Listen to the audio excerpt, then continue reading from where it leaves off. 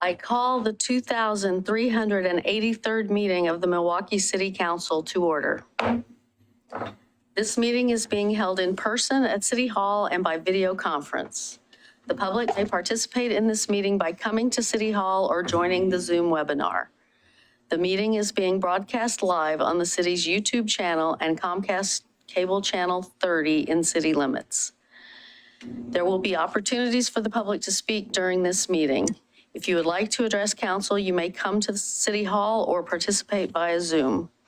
If you are interested in speaking, please let staff know by filling out a yellow comment card for those at City Hall or emailing ocr@milwaukieoregon.gov for those on Zoom. When it is time to take public comment, staff will monitor the comment cards, email inbox, and Zoom participant list and chat. We will take comments in the order they are received and seen. Again, written comments may be emailed to ocr@milwaukieoregon.gov. Spanish translation services are available upon request. The public is asked to request translation and other meeting accessibility services at least 48 hours before the meeting. Contamos con servicio de traducción al español cuando sea solicitado. Se pide al público que solicite servicios de traducción y otros servicios de accesibilidad para reuniones por lo menos 48 horas antes de la reunión. Translation services are also available in other languages. Please join me in the Pledge of Allegiance. I pledge allegiance to the flag of the United States of America and to the republic for which it stands, one nation, under God, indivisible, with liberty and justice for all. The City of Milwaukie respectfully acknowledges that our community is located on the ancestral homeland of the Clackamas people. In 1855, the surviving members of the Clackamas signed the Willamette Valley Treaty, also known as the Kalapuya Etc. Treaty, with the federal government in good faith. We offer our respect and gratitude to the indigenous people of this land. And then we have a slate of announcements. The Milwaukie High School Asian American and Pacific Islander Club will perform Polynesian dance at Scott Park on Thursday, June 22nd. That's this Thursday at 10:30 a.m. Scott Park is located next to the Ledding Library. Also on Thursday, Feed the Hungry Inc. invites the community to an evening concert featuring Tom Grant, Portland's own renowned jazz pianist, on this Thursday, June 22nd at 5:30 p.m. Light refreshments and a wine tasting will be provided.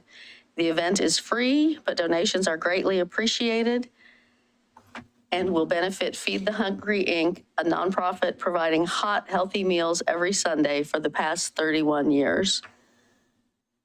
And yeah, the slide tells you the location, St. John the Evangelist Episcopal Church on Jefferson Street. Everyone is invited to attend a community-led festive gathering to celebrate Pride Month this Saturday, June 24th, from 10 a.m. to noon at Scott Park. The event will include food, activities, and more. The Clackamas County Safe Routes to School program and the Street Trust are holding a Youth Bike Safety Day in Milwaukie on Saturday, June 24th, from 11 a.m. to 2 p.m. at Clackamas Community College on Harmony Road. The event is for all school-age kids and their families. Stop by anytime for free bicycle safety activities, including a skills course, helmet giveaways to the first 50 youth, bike maintenance checks, and a bike decorating station.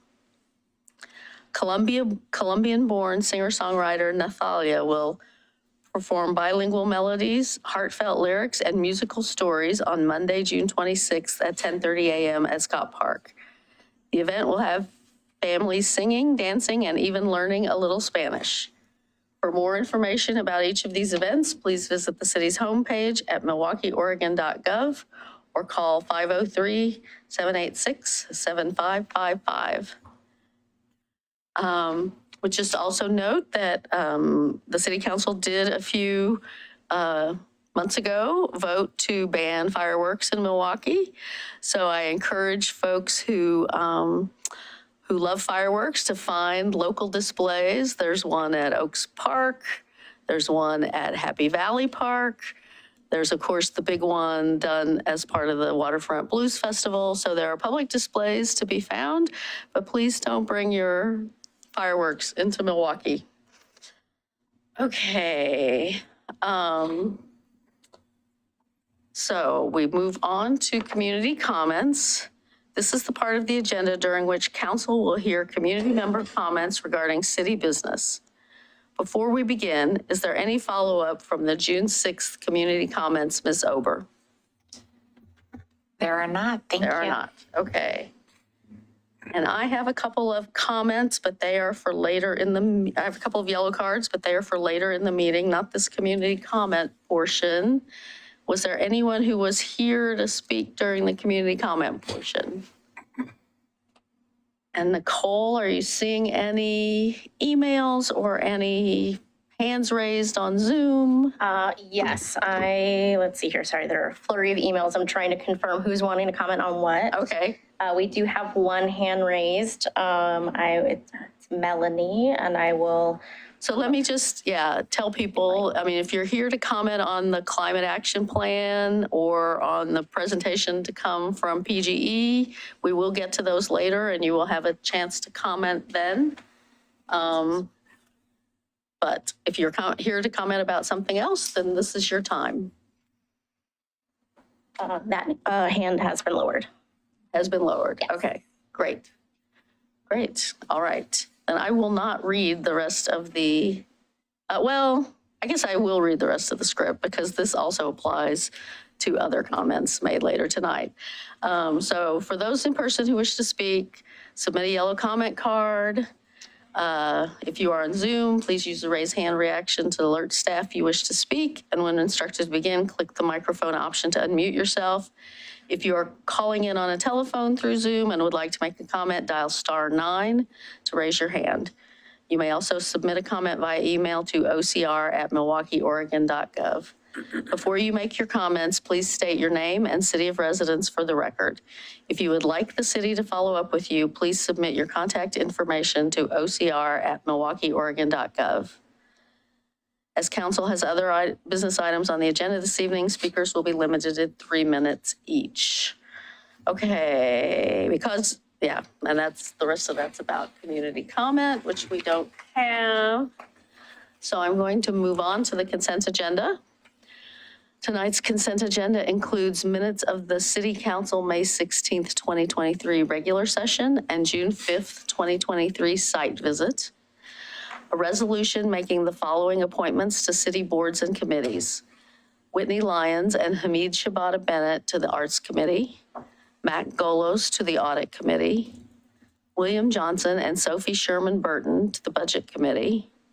Max Pennick to the Parks and Recreation Board. Will Mulhern to the Planning Commission. David Enciso to the Public Safety Advisory Committee.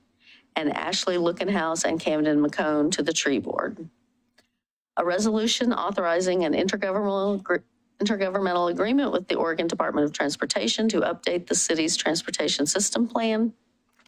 A resolution acting as the local contract review board authorizing execution of a contract with Tyler Payments for merchant card payment services. An Oregon Liquor and Cannabis Commission application for Corey's Cafe, 10675 Southeast 42nd Avenue, full on-premises sales. Does any member of council wish to remove a consent agenda item? Seeing none, I will entertain a motion. I move to approve the consent agenda as presented. Second.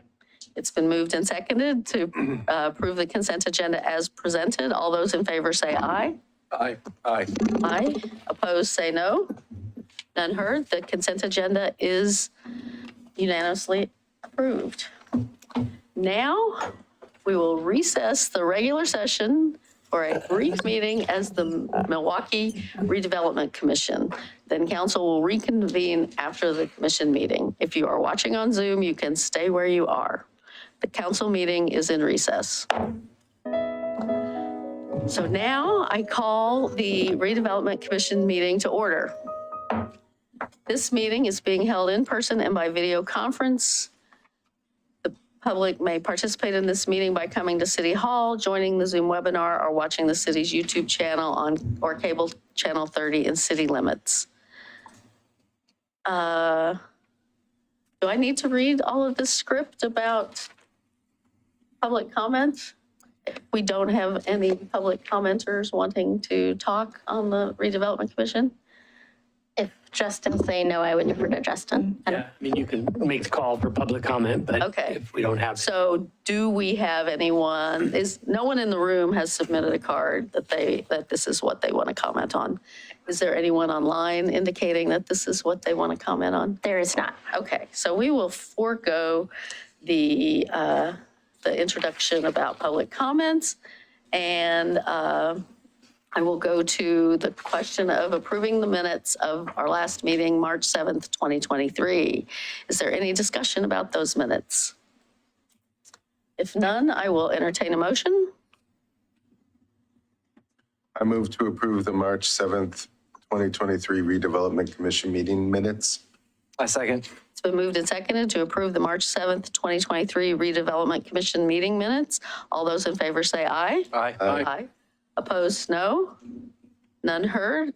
Minutes are approved unanimously. And at this point, we have a resolution to appoint new members, or reappoint 3 members to the MRC CAC. Did you want to say anything, Mr. Community Development Director? Good evening, commissioners. This feels a lot like city council. It's weird. The only thing I was going to say is that outside of the appointees tonight, there's also a new appointee, which I'm going to let you speak to a little bit later, if that's okay. But what I did want to say from your executive director of the urban renewal area is that there's a couple ways to create capacity, and I'd love to be doing more in the urban renewal area. One is working just more hours, and the other is building capacity through contracts. And so right now, just so you all know, we are in discussions, City Manager Ober and I both had conversations with John Southgate, who's a economic development professional, someone who's done a lot of TIF work, a lot of urban renewal work, and standing up programs. So we are working with him to hopefully create more capacity and get some programming going sooner than later. And so that's just a quick update on that front. Okay. Thank you. Great. All right, any questions for the community, for the, what's his title here? Executive Director. Executive Yes. Director of the Milwaukie Redevelopment Commission. Nice. No questions? Okay, Resume then builder. I'll entertain a motion on the resolution to make the 3 appointments. I move to approve the resolution making appointments to the MRC Community Advisory Committee. Second. It's been moved and seconded to approve the resolution making appointments to the MRC Community Advisory Committee. All those in favor say aye. Aye. Opposed, say no. None heard. The appointments are made unanimously. Are there further commission reports? That's what you just did. Yes, true. Yeah. Okay. Well, Yeah, apologies. We should have had a separate resolution and report for Kaylee Carpenter, who by our interview panel was nominated for appointment and should have been appointed tonight. But that report did not make it onto this agenda. So at our next MRC meeting, we will get that on there so that she can get appointed. Great. Thank you very much. So with that, unless anyone has anything else for the good of the order, I will entertain a motion to adjourn the MRC meeting. I move to adjourn the commission meeting. A second. It's been moved and seconded to adjourn the commission meeting. All those in favor say aye. Aye. Opposed, say no. None heard. Commission meeting is adjourned. Thank you. Now, thank you. Now we change our hats again and call the council meeting back to order. And the first item of business is Senior Planner Brett Kelver talking to us about annexation of 9214 Southeast 55th Avenue. Hi, I think that's 2 in a row for me. On-time shipping here. I've arrived just in time. You all are moving well this evening. Good evening. Brett Kelver, Senior Planner with the city, here to go over this annexation application with you for the property on 55th Avenue. You have the information in your staff report, and I think our recent practice has been to move as quickly as we can through these, so I guess I'll just ask if you have any questions about the proposed annexation. Anyone have questions? I'm not seeing any. I just noticed, if I'm understanding the map correctly, there's a whole stretch of these properties on 55th that have not annexed. I thought it was a little more piecemeal than it is, but there's a whole strip there that have not annexed. Does that sound right? Yes, that's correct. And then this report says this property was split off from the property to the south, Yes, the house on that property, that sounds correct. and that property did not annex, just this. Correct. Okay. Yes. Okay, I just want to make sure I was understanding that right. Okay. Okay.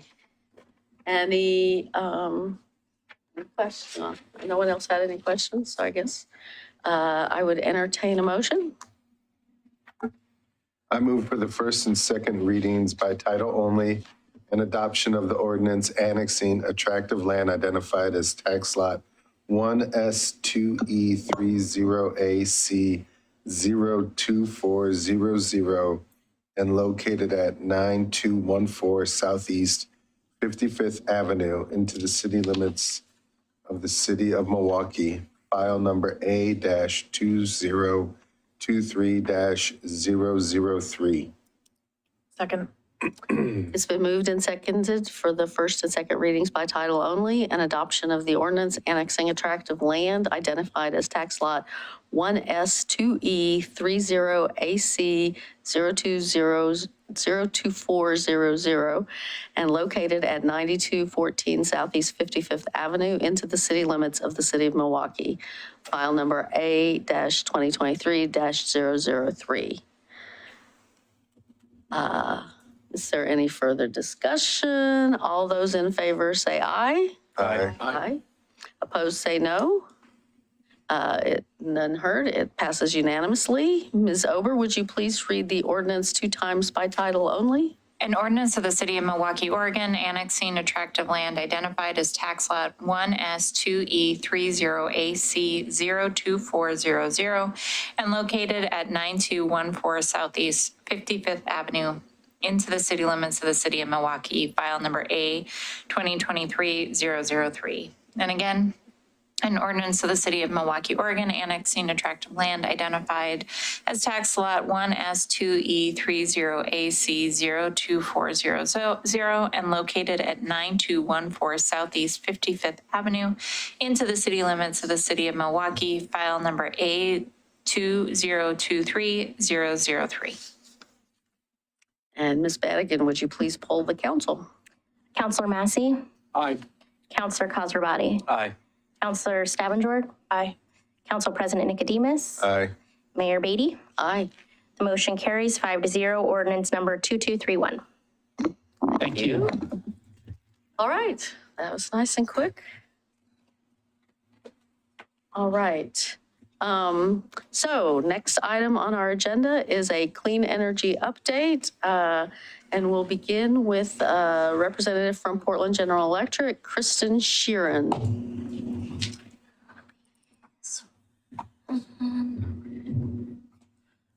Sorry, you can go have a seat.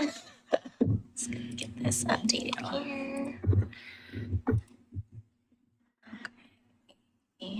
And just so you know, Ms. Sheeran, our practice now, kind of a new practice, is to hold questions till the end. Okay. So we will do that. So don't be surprised.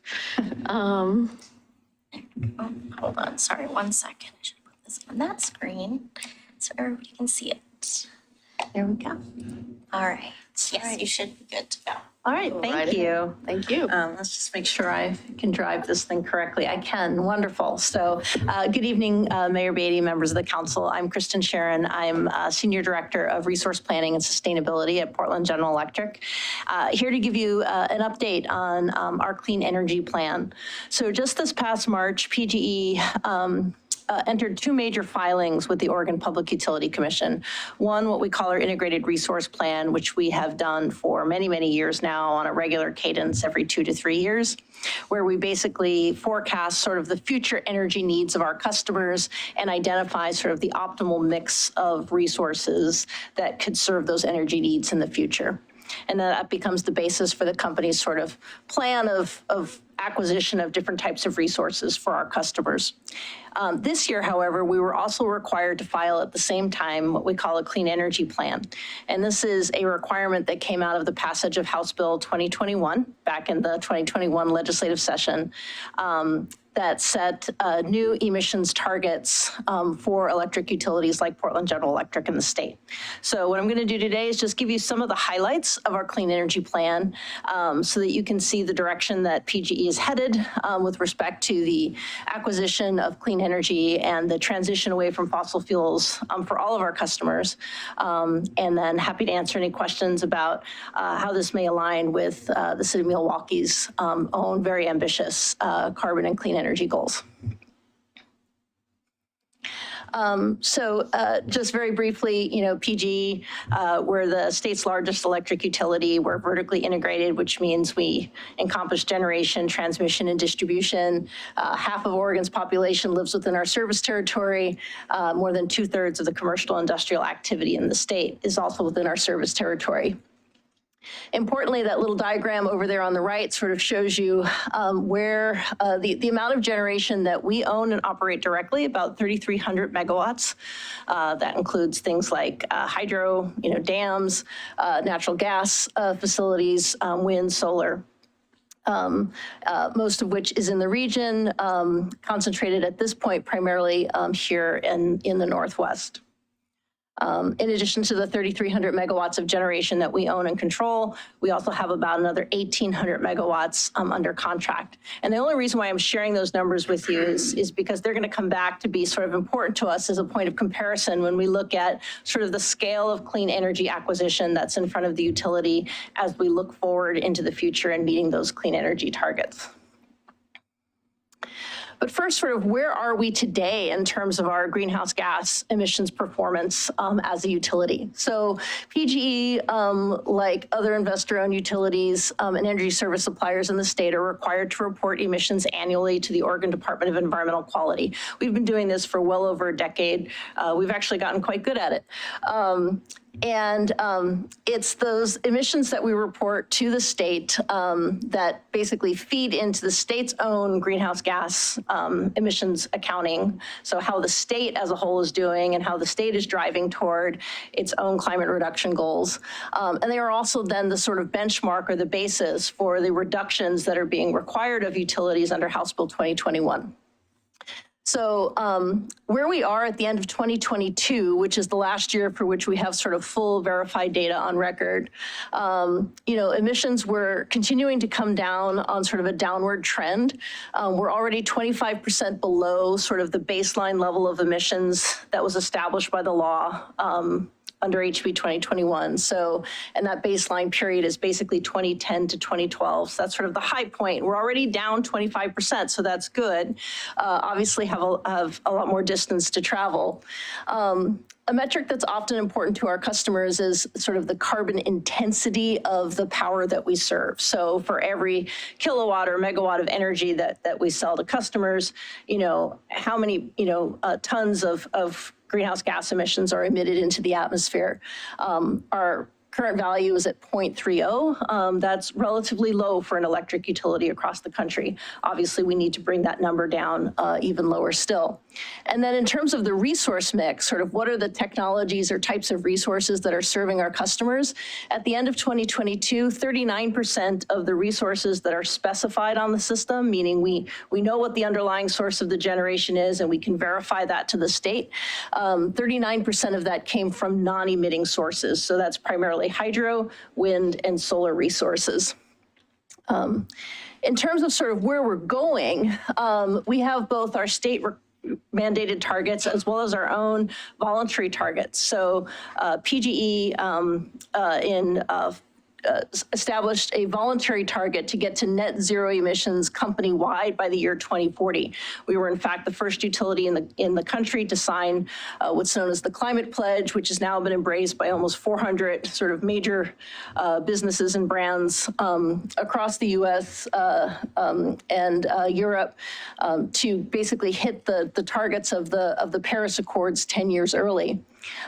Which is why then, because we had already established that very ambitious target for ourselves and for our customers, PG was willing to sit at the table and help support the passage of House Bill 2021, which then says that we have to get to an 80% reduction in emissions associated with the power we serve our customers by 2030. We have to get to a 90% reduction by 2035 and 100% reduction below that baseline by the year 2040. So in essence, by the year 2040, all power that we serve customers in Oregon has to be 100% emissions free. So that's the challenge. And it's this challenge that we were required to sort of articulate, potential paths or solutions for in the filing of our integrated resource plan and our clean energy plan to the state just a couple of months ago. So just sort of maybe taking one quick step back just to talk a little bit about some of the policy elements of House Bill 2021, what's sometimes referred to as Oregon's 100% clean electricity bill. In terms of applicability, it applied to investor-owned utilities like PGE and Pacific Power, as well as other electric service suppliers in our state. Consumer-owned utilities and Idaho Power were exempt. It's a technology neutral bill, and this is an important distinction from sort of clean energy legislation that Oregon has had in the past. So technology neutral means that the law doesn't specify what mix of technologies or types of technologies we can or cannot use to meet the emissions targets. Instead, it basically says there's a fixed amount of emissions that are allowable on your system by certain dates, and the utility's responsibility is to manage its resources such that the emissions associated with the resources that provide power to our customers are below those emissions thresholds. So whether that, means we lean a lot on wind, solar batteries, or other kinds of technologies, if we drive down energy use through energy efficiency measures, and the reality is it's going to be a combination of all of those things, we're able to pick the pathway that is least risk and most cost effective for our customers. Affordability was paramount for policymakers when they passed House Bill 2021. It contemplates a cost cap that could be implemented in the future if the cost of complying with the emissions reduction targets of House Bill 2021 became too onerous for customers. We don't know much more about the cost cap at this juncture in time. It's something that the commission will have to dig in and provide some additional sort of details and sort of guidance to utilities in the future. And then lastly, system reliability. It also contemplates a potential temporary off-ramp that utilities could take in the future if absolutely needed to maintain the reliability of the power system.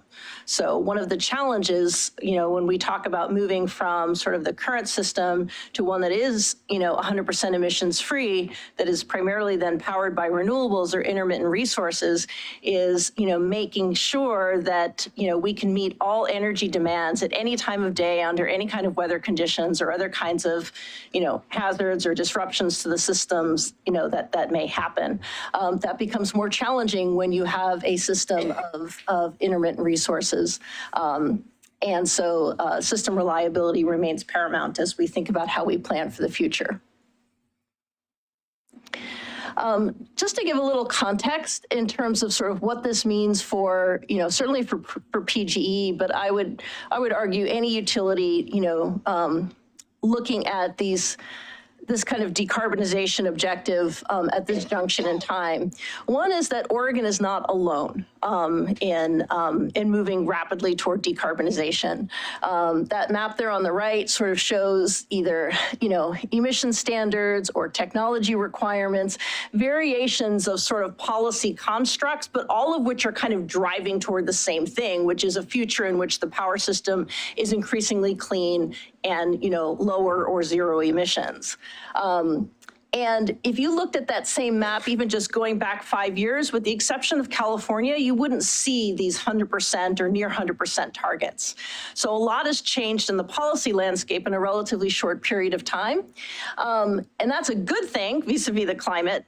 It's also a good thing in terms of, in the big picture, unlocking a lot of opportunities for regional collaboration and resource sharing as we jointly sort of, embark on this decarbonization journey.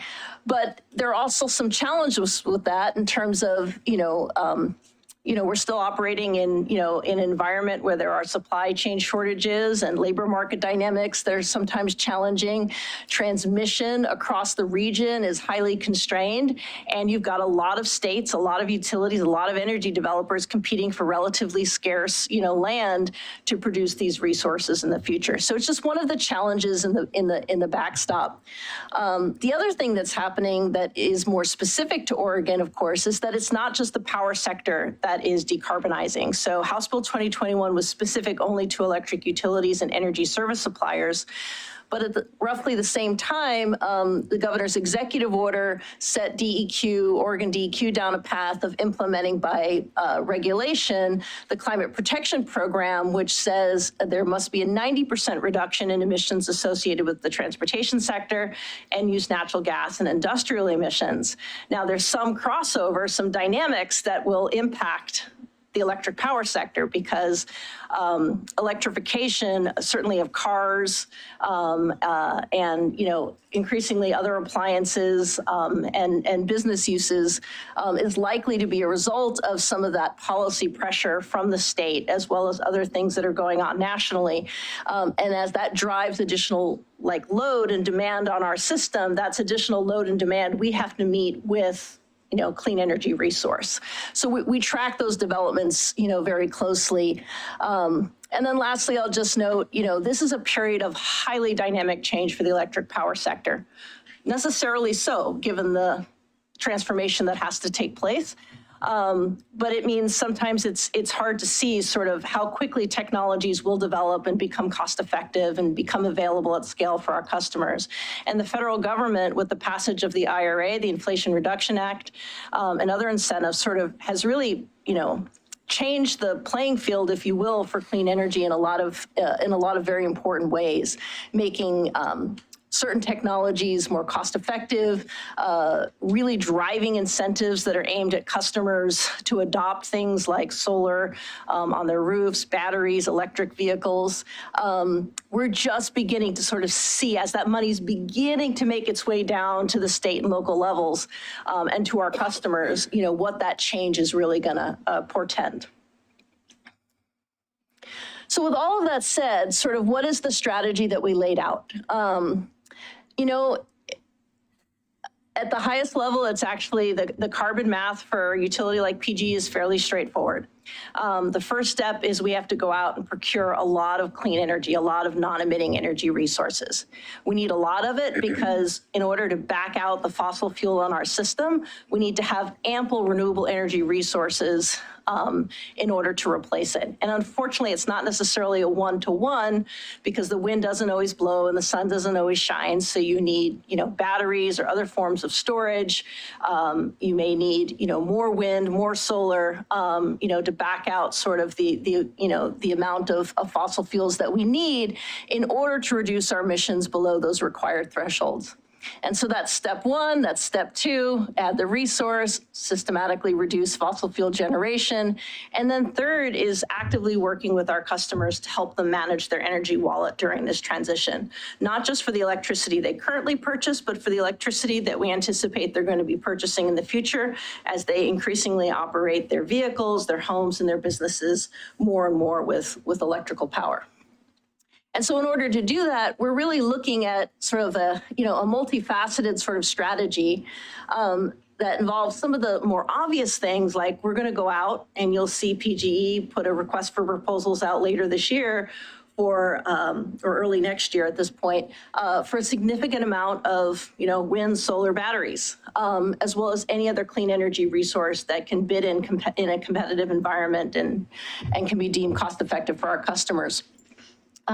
So yes, we're going to go out and acquire a lot of clean energy, but increasingly we're going to be looking at community and customer sited type solutions. So these are smaller scale resources.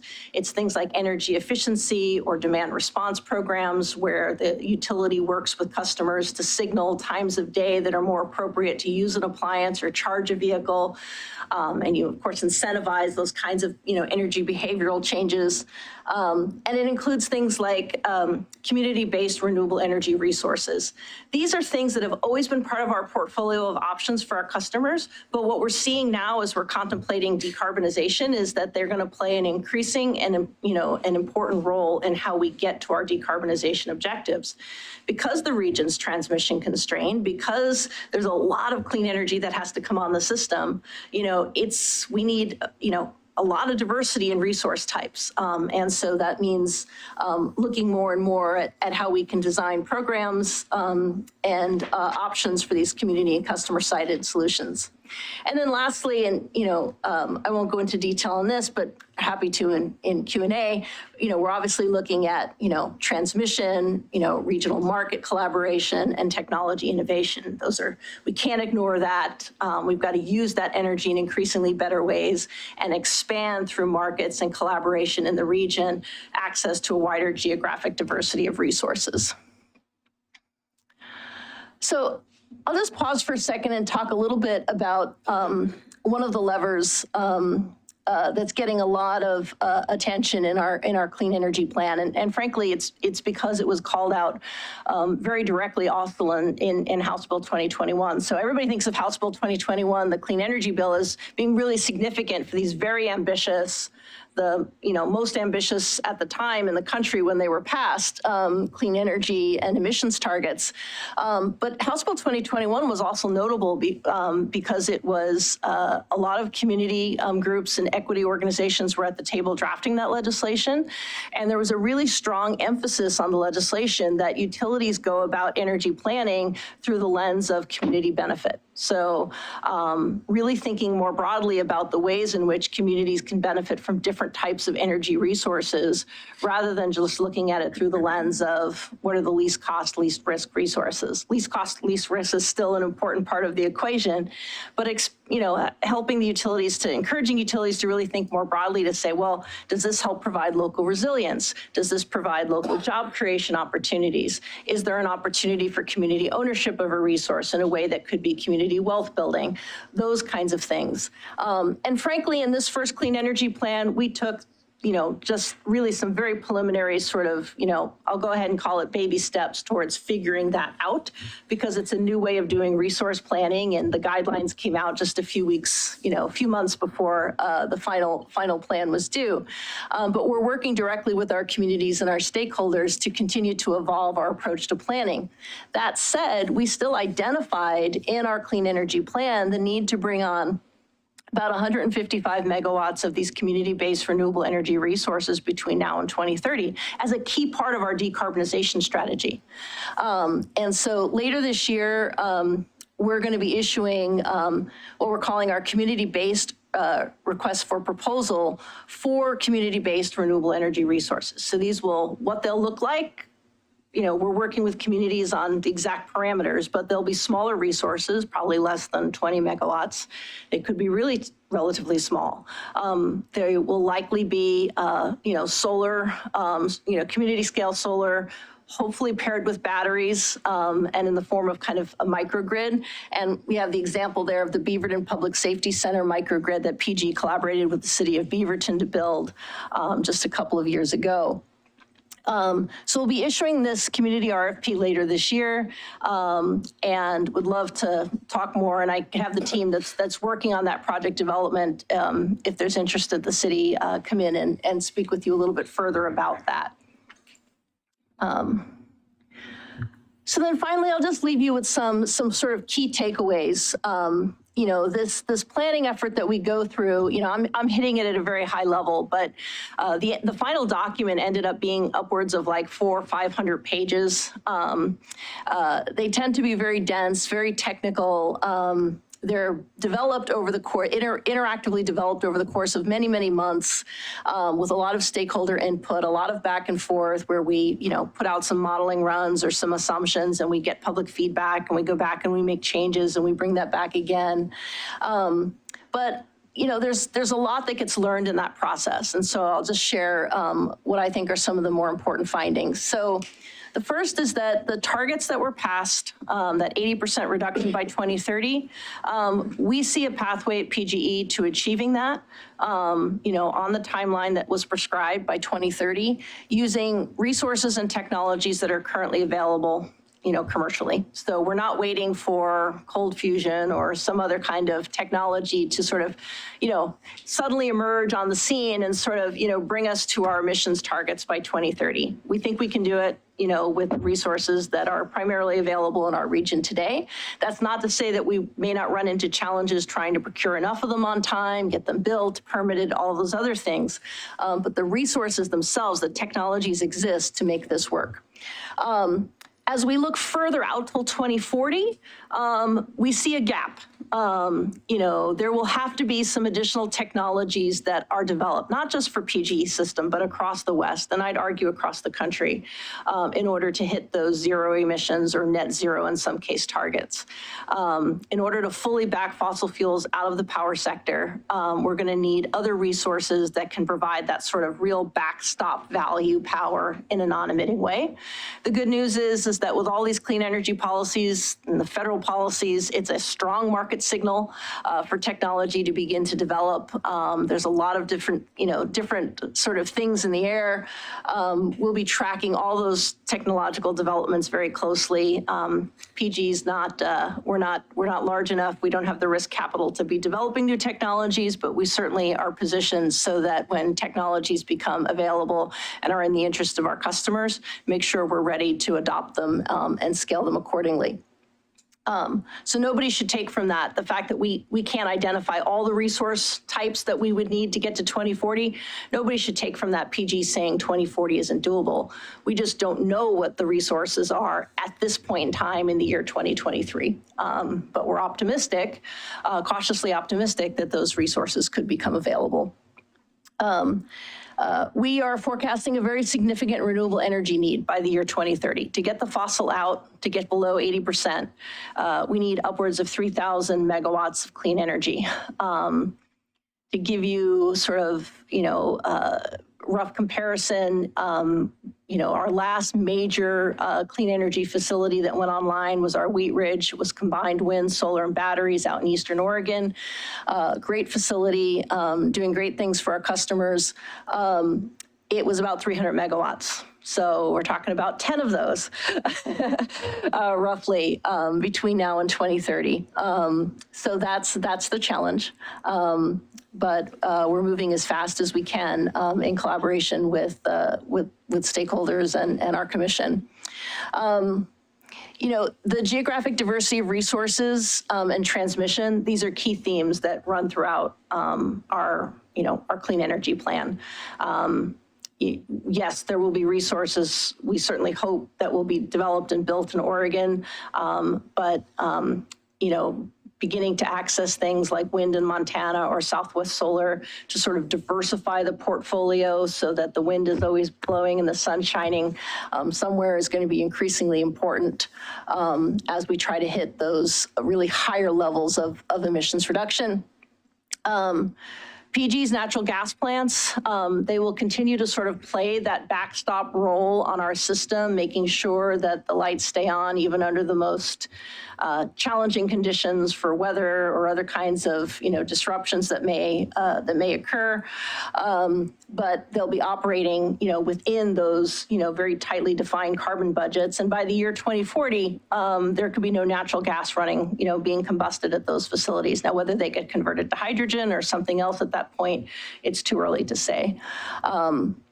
But at this point, they still play an important role in that backstop capacity between now and 2030. And then lastly, and, the note I would certainly, leave the city of Milwaukee with is that our success in this is going to require, collaboration, collaboration with the state, with local communities, with all of our customers and stakeholders, and across all levels of government. It's a doable path, it's a conceivable path, but a lot of things we're going to have to move quickly and we want to make sure that we're bringing everybody along with us and making sure that as we build out the system, that, our customers maintain the same access to affordable and reliable power that they've always come to rely on. So happy to answer any questions, and thank you for your interest and inviting us to provide this update today. Before I open it up to questions, I guess I thought maybe you would be talking about sort of some of the things PGE is piloting in Milwaukee and stuff, like the the EV charging from power poles and some of those things. And also, I thought maybe you would talk about your rate cases. Sure, happy to answer any question. So we do, we have filed our general rate case, which is basically the regulatory proceeding where the utility proposes a certain rate increase based on, increased costs of serving customers. And then that goes through a very public process with the commission where, a final, rate increase is decided upon. So we filed for an average rate increase of about 14% across both industrial, commercial, and residential customers.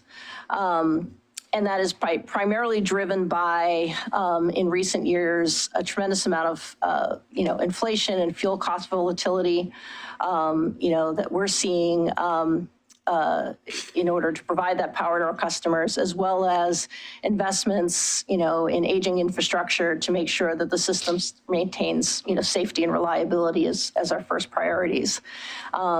So we're in process with the general rate case. I believe we hit, I think our first mediation is scheduled for later this month. I don't work directly on the general rate case, but it should be, we're on a track where it would be decided later this year. So, and our friends from Citizens Utility Board might have some perspectives on that as well. As far as some of the specific pilot activities with the city of Milwaukee, I apologize that I'm not prepared to provide any specifics on any of those. We also did just file our transportation electrification plan, which is separate from all of this, but also a regulatory requirement where we outline the investments that we are making in vehicle charging, as well as the underlying electric system infrastructure that would support that charging. And what you'll see in that plan this year is the beginning of a pivot as we recognize sort of the hockey stick growth in electric vehicles that's already happening and will continue to pick up pace as we shift our investments to making sure that the grid is ready to support all the additional vehicle charging and fleets, as well as customer vehicles that we anticipate coming online in very, very rapid fashion now. And that's very different. That's a more optimistic view of the penetration of EVs in the market than we saw even 2 or 3 years ago last time we filed our last transportation electrification plan. Okay.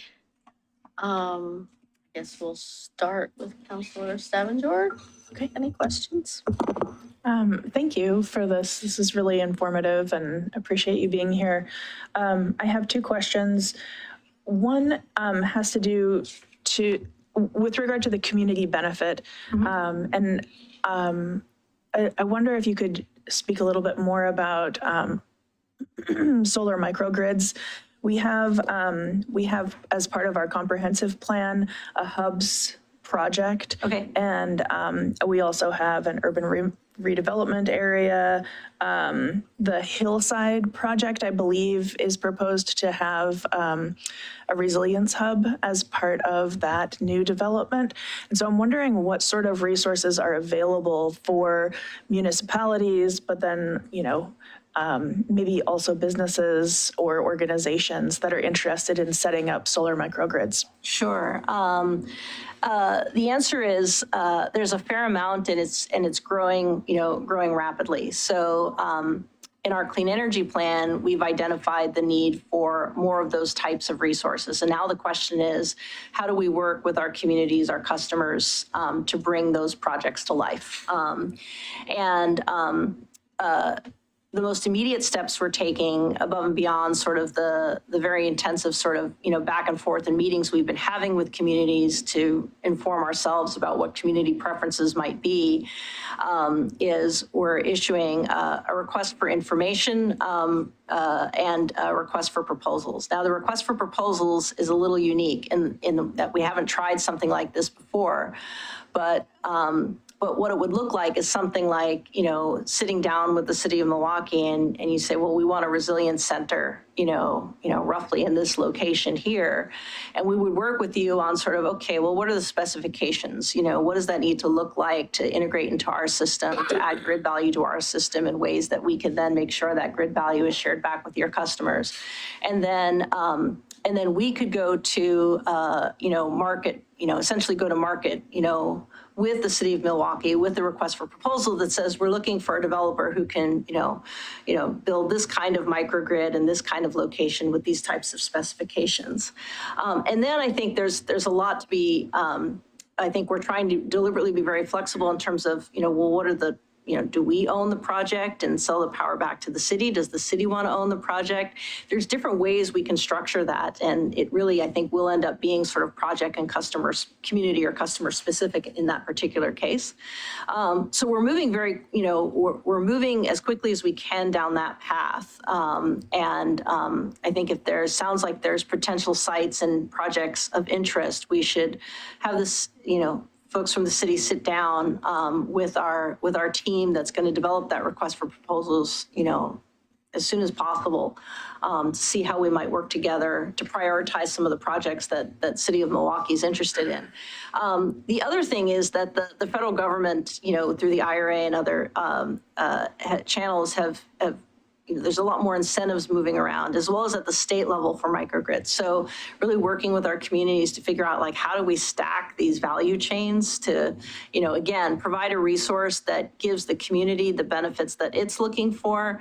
But importantly, also, if it's on PGE system, we have to make sure that it's an asset to the system, not just for City of Milwaukee and its customers, but for the grid as a whole. And when we can do that, when we find those opportunities, that's where, the value proposition across the board, is increased, because now it's an asset that's providing, overall grid value, and there's ways to share that benefit back with the city, in addition to the resilience or the, other value, benefits that you may have from any particular project.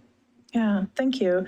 It seems like within the scope of that work, it might be a really interesting intersectionality with an equity strategy to determine jurisdictions that want to build out microgrids or solar arrays, and then the amount of power that's generated within that space could then go back into the full grid to pay down, for certain customers. So I would be interested in talking a little bit more about that. The second question that I have has to do with really just kind of the clean energy infrastructure and what equity looks like in terms of building out that part of your market model, and beyond workforce, but, it can definitely talk about workforce, but, what that looks like in terms of where things are geographically placed and what that looks like for environmental justice too. Absolutely. So I would say, we are well, into a transition in terms of how we approach sort of planning on our system, whether it's for the actual resources, whether it's the poles and the wires and the locations of substations or microgrids, and everything in between, transmission. These used to be conversations that were, largely inaccessible to all but, energy type stakeholders who had the patience and the time to engage in a regulatory process. And we've been moving away from that as the commission and our customers have strongly encouraged. So the first place we saw that, the first big step that PGE took on that front was when we did our distribution system plan. So that's where we plan, again, the poles and the wires, where we put the substations, where those new, particularly those smaller scale, community scale resources would be located. Really took a very deliberate sort of community-centric approach to that planning, where we engaged with communities, very interactively, throughout that planning process. And now we've taken that approach and we've applied it to our clean energy plan, our integrated resource plan. And it takes a variety of different forms. One of the things that seems to have worked particularly well is we have a series of what we call our community learning labs. And this is where sort of all this planning material, these conversation, these maps, whatever it may be, we make them more accessible and invite community in and record community's feedback. And then, the commission holds us, we hold ourselves accountable, and the commission also holds us accountable for that. So part of when we do our reporting, when they say, well, how did you do your clean energy plan? Or how did you plan for your distribution system of the future? We provide feedback on like, well, this is what we heard from community. Here's how we responded to those community, inputs. Here's the advice we took, or here are the things that we weren't able to act on and why. Is it a perfect process? No, by no means. But, we're continuing to learn and to evolve. It is now, it was sort of, a piece of how we did distribution system planning. It is now sort of the norm for how we do all of our resource planning for the state. In addition, House Bill 2021 also I said it was particularly novel for a lot of the equity elements that were built into it. One of the things it required is utilities to set up a community benefits impact advisory group. It's a mouthful. CBIAG, and we're in the process of standing ours up. And this is meant to be sort of a permanent, if you will, sort of structure, institution, comprised of community members who are brought together to basically dialogue with the utility in a very structured way around the community impacts of, all sorts of utility decisions, not just our resources, but it could be things like rate increases. It could be, how do we handle, late bills? How do we, handle, public safety power shutoffs? Whatever community wants to discuss is sort of, a topic that can be brought in front of this body, and then there's a reporting out on what the body has done, how it's convened, its recommendations that go back out to the commission. So these are the kinds of tools that we're beginning to develop as and to bring that that equity perspective to the forefront of all of our planning. That's great. Thank you very much. Yes, thank you so much for your presentation. I really appreciate it. And, obviously, just talking to community members, majority of them are excited for the transition away from fossil fuels. One of the things that we hear, or that I've heard from some community members is, what's that going to do to cost for them? And you've touched on that briefly, but I'm just curious, has there been any analysis of what they anticipate the average household cost being by the time, by 2040? Or excuse me, yeah, right, by throughout the steps of this, by 2030 on to 2040, what those costs look like? Because as we transition, PG is going to most likely end up being a sole provider of energy to a lot of people. So your client base is going to grow, and you're going to be the only person out there. So I'm just curious what you guys see as some of the obstacles in the way, some of the barriers to providing cost-effective energy. Yeah, so managing costs through this transition is, it's at the forefront of all of the decisions that we're making. For example, we've heard from, some stakeholders who, looked at, our path to 2030 and said, why, that's great, you're going to hit the target, if everything goes the way you plan, you're going to hit the target in 2030, but, couldn't you go even faster? And, we picked the path we did because it balances the carbon reduction with, with cost and risk to customers. So it's part of every decision we make. There is no doubt that a transition like this is going to contribute to upward pressure on customer rates. The transition in the energy system, both the sources of generation and then the other, coincident sort of investments in, whether it's transmission or a distribution system, preparing the grid for the electric vehicles, all of that, is going to require, the utility to spend revenue. As far as sort of modeling what those potential rate increases would be, we did not do that as part of, this filing. The commission asked us to estimate what the revenue requirement would be, and that's sort of like the first cut, in beginning to sort of think about, what potential future cost impacts and, our modeling showed a range between now and 2030 of somewhere between 2% and 5% increase in revenue that the company would have to spend to effectuate the plan as it was outlined. And the reason for that range depends on, different types of incentives and things like that we can certainly take advantage depending upon which resources we can actually find in the market. But that doesn't necessarily mean, a 2 to 5%, rate increase. What our customers see is ultimately determined through sort of a general rate case process along the lines of the ones we're going through now for investments on the system from previous years, as well as, fuel costs. And how that gets sort of distributed across sort of residential, commercial, industrial, again, it's sort of a separate process. But yes, there is going to be upward pressure on rates. Now, what are we doing to try to mitigate that? We're picking the plan, again, that balances, least cost and least risk for our customers while delivering the emissions reductions that our customers want and the state is requiring of us. It's by working with our communities to maximize the additional, community co-benefits of resources that we can develop on the system.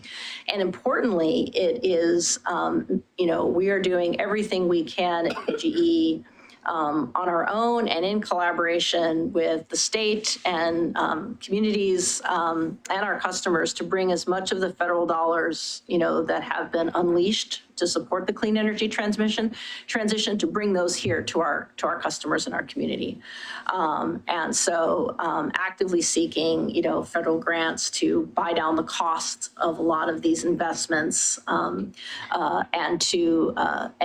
where those dollars are only directly available to our customers and not to the utility, working actively to make our customers aware of those opportunities and help them access those resources as part of, managing costs.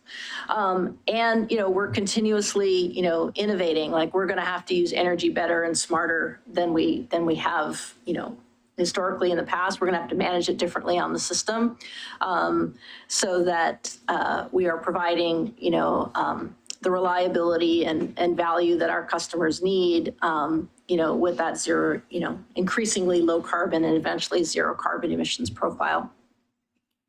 So, thank you.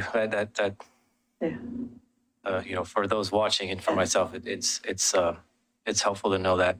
And I know these are two different things. Obviously, the rate increase that's going on now, the rate case now. But do you see maybe you can't answer this, but do you see because that is a significant jump, 14%, even though it's below the national average, 14% for families is pretty big.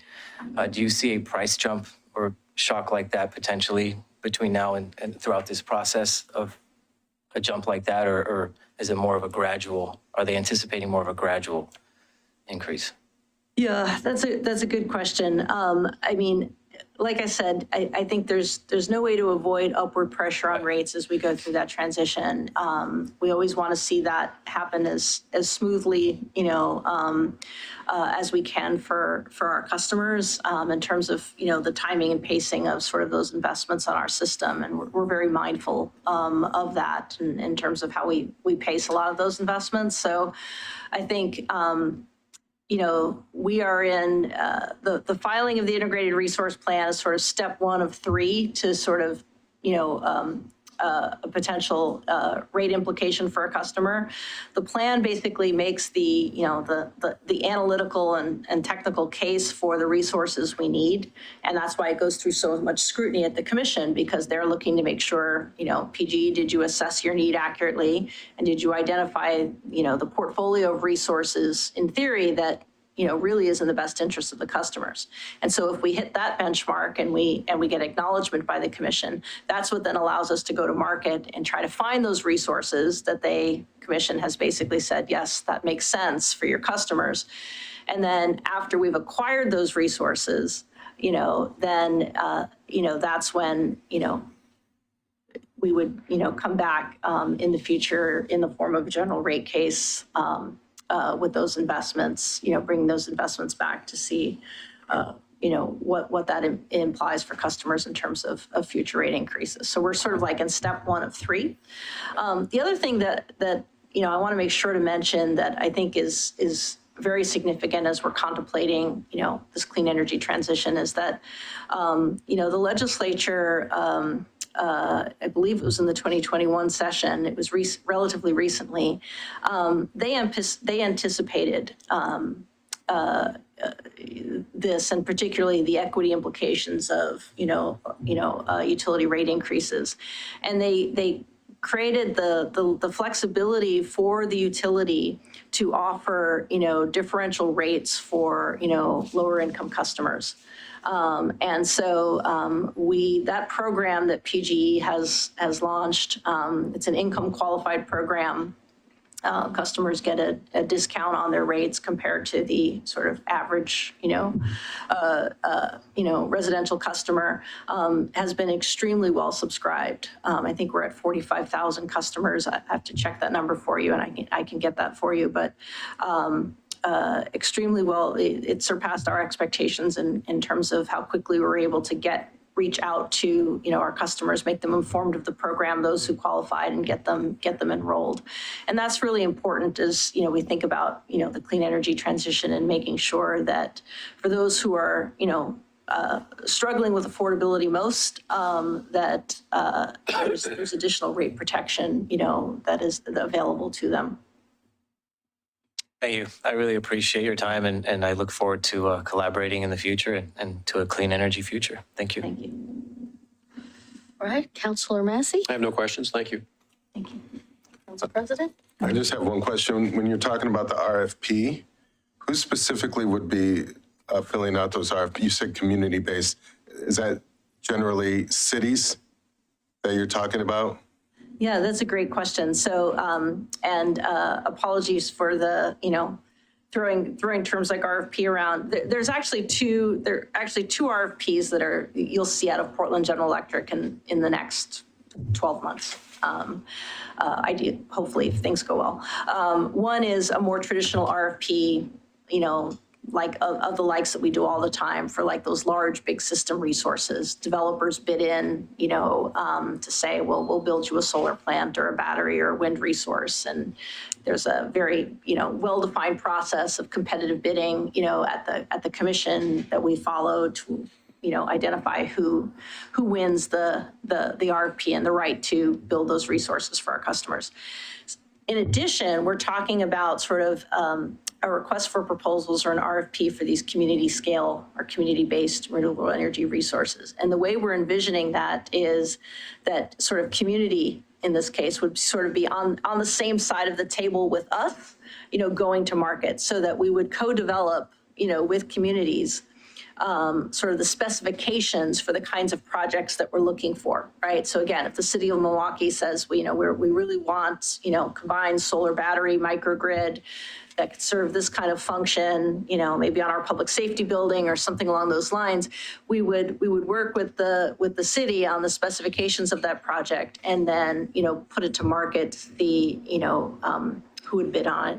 So it's kind of taking advantage of the utilities sort of, greater expertise, if you will, in how to develop and source those projects, but with the community input in terms of if these are community-based renewable energy resources, they're supposed to provide community benefit, and community, is the arbiter of what that benefit could be. So it would be community sort of working with the utility to develop those proposals.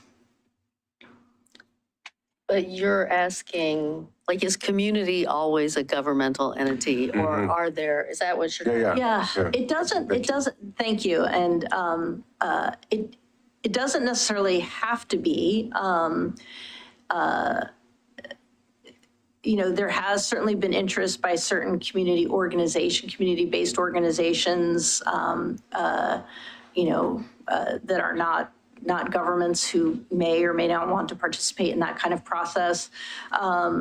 The Portland Clean Energy Fund, for example, could be an example of, another type of entity that could participate, and certainly city or local government. So that's part of what, the legislation sort of outlined the concept. We've got a lot of great feedback from stakeholders and community members about what this could look like.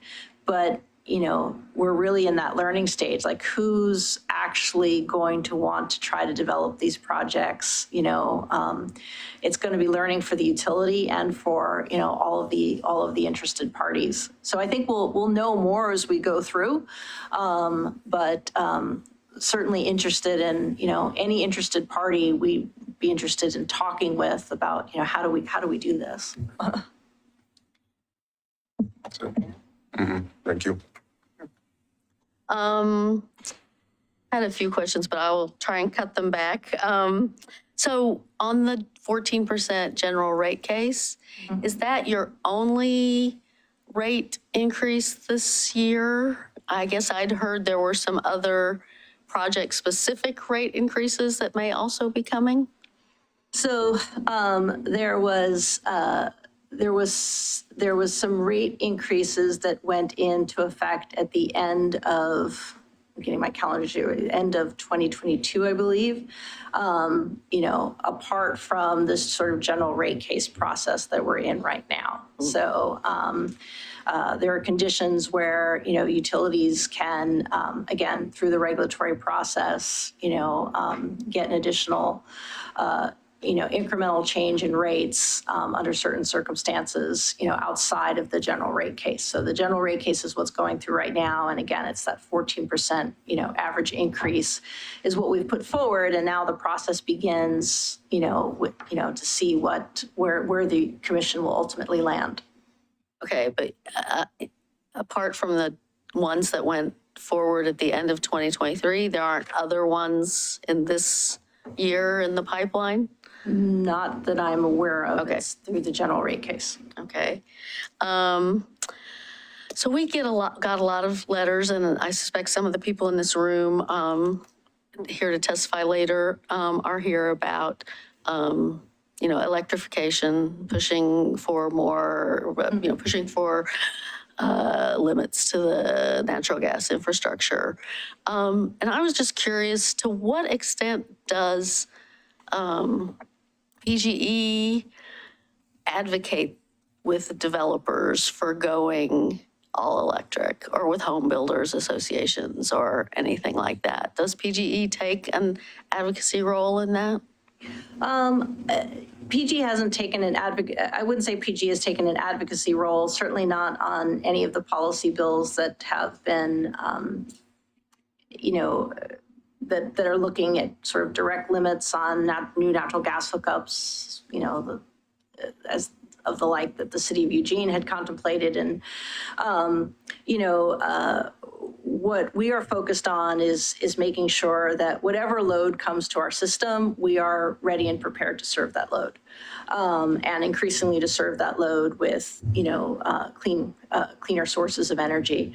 We're an electric utility, provider. That's what we do. We serve our customers. That's our mission and our purpose. And so whether that load is going up because, a new data center has, come online, or our customers are putting electric vehicles in their driveways, or, or they're converting their hot water heaters to, heat pumps, or, adopting an induction stove, like our job is to be ready to serve that load as it comes. And that means, doing a good job sort of forecasting what that future energy need might be, and making sure then that we have the resources available, to service those increased loads in the future. Okay.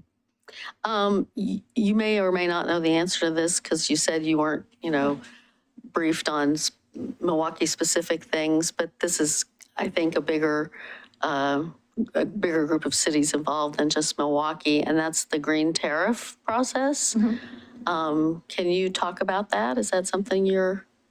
Yes, so there are ongoing conversations about what a green tariff or a municipal tariff could look like, and PG has been in conversations with interested communities like Milwaukee and some others about what that would look like. And then the next step would be, if there is a form that the municipal tariff can take that, works for communities, works for, the utility, next step would be to, bring that forward for approval at the Public Utility Commission. Okay. And you don't know where that? I know those conversations are actively happening, okay. So. Fair enough. Fair enough. Anybody else have any questions for Ms. Sheeran before I let her go and call up the Citizens Utility Board? Oh, well, thank you for coming. Thank you. And so we have a representative from Jennifer Hill-Hart. Is that who it is? Okay. Jennifer Hill-Hart from the Citizens Utility Board. Let me get you set up here. Also known as the CUB, which is kind of our leading state watchdog on utility, on the PUC. Okay. That we are. Sorry. No, you're fine.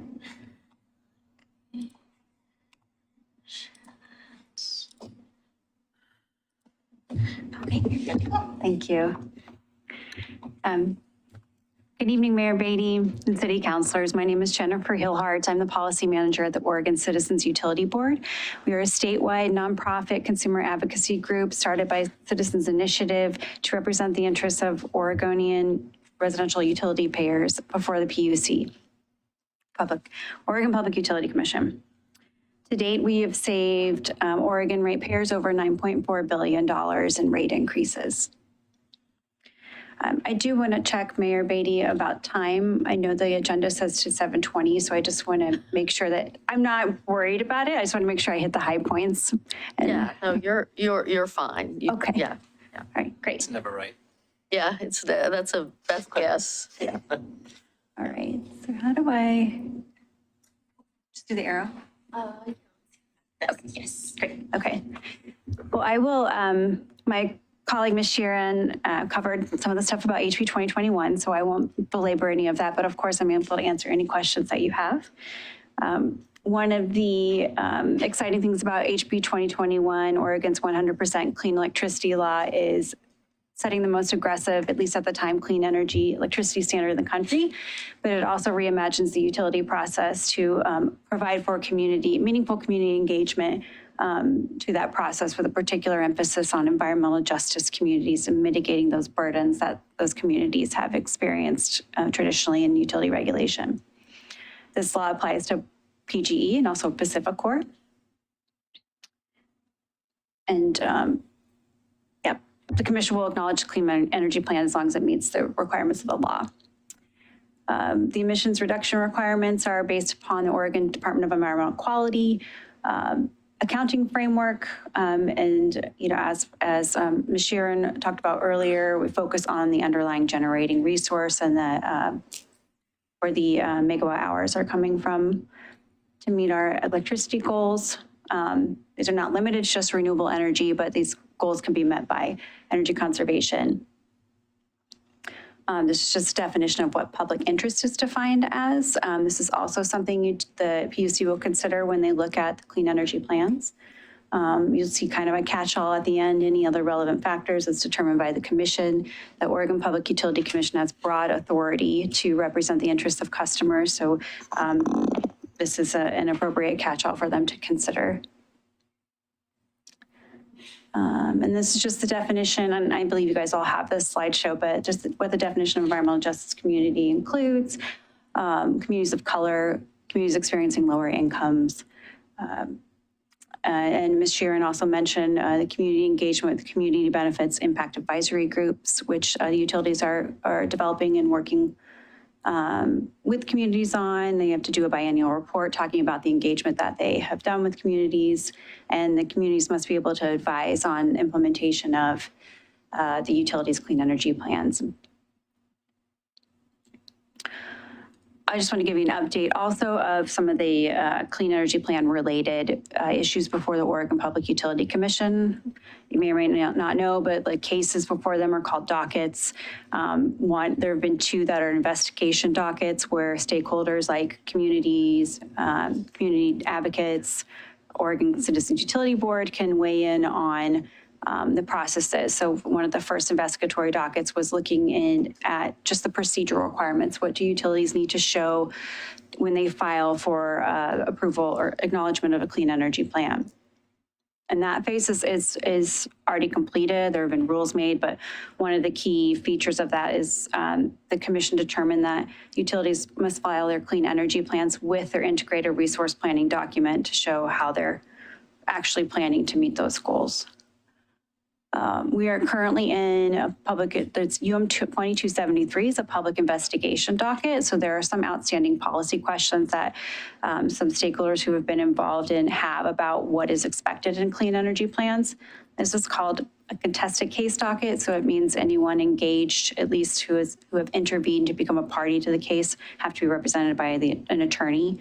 The previous CEP filing, just the initial phase was just, basically a comment phase where anyone can weigh in. That doesn't mean folks can't comment on this phase, but if you want to be actually involved in the briefing, you need to be represented by an attorney. But there are some outstanding questions, and I just put in a few examples up there. The commission would like advice on or thoughts on how public interest policy statements should be considered in the CEP. So one of the public interest policy statements is to consider how the clean energy plans will reduce energy burdens for environmental justice communities. And then another piece, what would a utility need to show to demonstrate that they are having continual progress towards meeting their clean energy plan goals in the off years of the filing those the plans or between their IRP updates. PGE's community energy, clean energy plan and integrated resource plan is LC 80. And folks can have the opportunity, including yourself as the city of Milwaukie, to provide comment on those plans. One big piece that I briefly mentioned before with HB 2021 is working on the accessibility of the public access to these dockets. Utility regulations, as I'm sure you've experienced, use really wonky language, lots of acronyms, too many acronyms. So what we've been working on, with utilities, CUB, and other stakeholders, including environmental justice advocates, is to make sure that, trying our best to make sure that, anyone, Oregon ratepayer, can come in and listen to the processes and be able to understand what's happening and be able to say, this is how this plan is impacting my life. This is how my utilities impact my life. Regarding the emissions reduction status where we are right now, Ms. Sheeran talked about this a little bit regarding PGE's status. But one big piece of emissions reductions is getting off coal, essentially, in Oregon, not using coal generation anymore. HB 2021 was developed to be consistent with Oregon's coal to clean law, where utilities are not serving customers with coal by 2030. So that's great. It gives us a big chunk of emissions reductions in Oregon. PGE closed its Boardman plant, and Pacificor stopped burning coal at Naughton 3. We got PGE's reported emissions as of 26 below baseline. So I guess we give them an extra 1%, or I don't know. But yeah. But that's just what our calculations came from, looking at the DEQ numbers. And Pacificor is not quite there yet, but still 9% below the baseline. Boardman was, fairly easy to get taken care of because it only served Oregon customers. So some of the other coal plants are involving negotiations with other states who may not have the same kind of aggressive clean energy laws that we have, but the utilities are working hard on taking care of those. But one thing to note is that even though we're not getting generation from those coal plants, we still pay decommission costs of getting off those systems. And so those will incur increases in rates, but not a lot, but there's still increases we need to consider as we continue to invest in clean energy. At CUB, we're an economic advocacy organization. Overall, our role is to make sure that this energy transition is keeping rates as affordable as possible. Both PG and PAC have had significant rate increases over the past 2 years. A lot of these are, we come in as CUB and look at the costs, and when utilities have asked for rate increases, and determine were these prudent investments, were these costs essentially cost effective and reasonable. A lot of these costs, especially in the last year or last 2 years that utilities have requested, are from increased power costs, the Ukraine war impact on gas prices, inflation, and supply chain difficulties. So a lot of these we weren't really surprised about, and we figured needed to happen. We also have costs of the energy transition, wildfire mitigation, and just repairing damage from wildfires, in addition to all these other demands they have on their system. Which, like I said, we do our best to advocate for, whatever costs are recovered in customer rates. Those are based upon any prudent actions by the utility. But our emphasis has always been, and particularly now, is focusing on energy efficiency. That really needs to be prioritized. Customers like energy efficiency because it lowers bills, but it also is a great way to reduce emissions. As you've heard, the federal government is offering tax credits and rebates for a lot of great electrification resources for customers, and that's something that we really are emphasizing in requests for rate increases at the legislature, just finding ways to make sure we make it quick and easy for customers to be able to access these federal funds and resources. I'm just going to kind of skim over this. I just highlighted some of what PGE's plan is, and as far as really mostly focusing on acquiring resources, including community-based renewable energy. Community-based renewable energy, just another word about that. Those are new for everyone. They can be combined with a renewable energy system, but also can be combined with features like microgrids or batteries or other ways to provide direct energy resilience benefits to the community. Some more, just a little bit of background on that, what PG is planning to do as far as community-based renewables. Like I said, this is a new area for utility regulation. We're not just looking at economic costs, but we're looking at community resilience. So it's not necessarily crunching numbers per se for this piece, but it's really working with communities to determine what do they need specific to those communities. And Ms. Sheeran mentioned the Community Benefits Impacts Advisory Groups that they're working with, and there's another acronym, CBIAG, to try to engage communities in what their needs are for resilience. This is a new process, we're working through it. Some community advocates that we've been hearing from are still working out some sort of speed bumps with that and would like a little more engagement from, we're learning from in the beginning to the end of the community, of the clean energy projects. And, you know, what would be having more of a say in what they think would be a best practice for a community-based renewable energy project in their specific communities. And with that comes back to the accessibility piece. You know, what are the actual options? You know, is it always a small scale solar facility, or are there other ways they can invest in the community to maybe meet more specific needs for energy resilience? Some of our concerns, so first of all, I will say we are, appreciate PGE's, you know, hard work and engagement in all of the PUC CEP planning processes and, you know, the thought process that went into considering how to meet, you know, the clean energy plan goals now and thinking forward to the future with all the changes that we have coming, including making sure we have access to clean electrons and the appropriate transmission to get there, to bring those to Oregon. We have some concerns, and so public comments are due in this docket. We've got we had like an initial phase, and this is a little more detailed phase. They're due July 20th, I believe.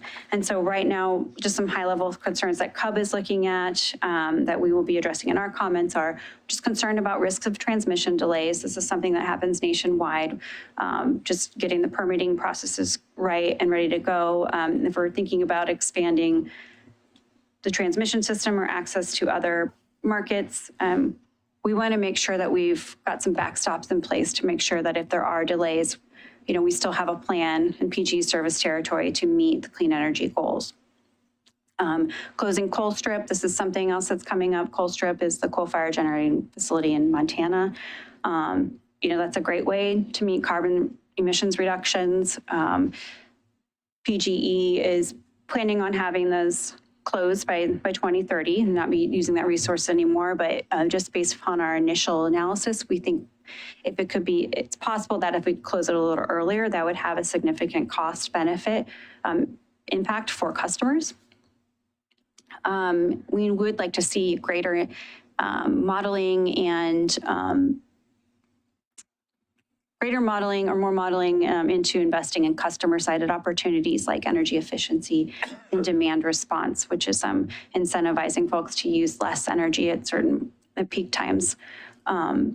You know, it can provide a lot of direct value to residents. And, you know, we'll have some questions about utility modeling on that to see if there's a way we can emphasize that a little bit more to use that as a measure to reduce emissions while also saving customers money on their bills. And then, like, you know, transitioning, you know, we have a lot of those opportunities to help customers directly with federal funding, which is great. And I know PG is working hard on making sure they can access as much as they can to help reduce the cost of this transition. But there is an important piece of the federal funding initiatives. It's the Justice 40 initiative. And what that requires is that use of federal funds for these types of projects need to show that there's a 40% of the benefits are passed back to the community, to disadvantaged communities. That's what the federal term is, disadvantaged communities. And this is a tough one, and I've been talking with advocates across the country, you know, what does that look like? That's not necessarily 40% of the investments in disadvantaged communities, but whatever investments you make, how is that going to be passed back to, you know, those customers who have been most traditionally energy burdened? And I don't have a direct answer for that right now, but it's something that we would like to have more conversation about. And again, this is why community engagement and buy-in is very critical at all stages of the clean energy plan development.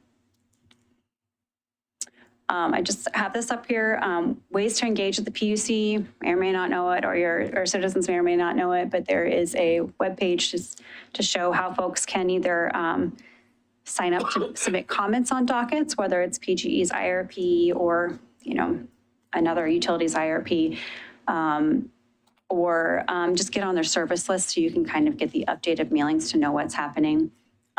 Likewise for PGE's IRP and CEP, and then same for this investigation into the implementation issues, looking more at the policy questions of what utilities are going to consider for the both utilities CEPs. And just a bit on the role of electrification in this process, because I know someone mentioned that it's likely that PGE, I think it was you, maybe Councilor, that will be increasing their customer base as we move to electrify. And CUB thinks this is a critical piece of the energy future and also a critical equity piece as we make this transition. Gas utility, and I know my colleague Bob Jenks has spoke with you before, or at least provided testimony on this issue, but one of our really big concerns right now is the electrification process.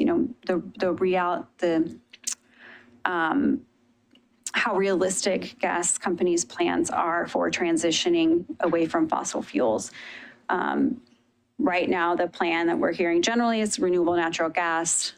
We see two ways to do this: renewable natural gas and reducing demand for fossil gas.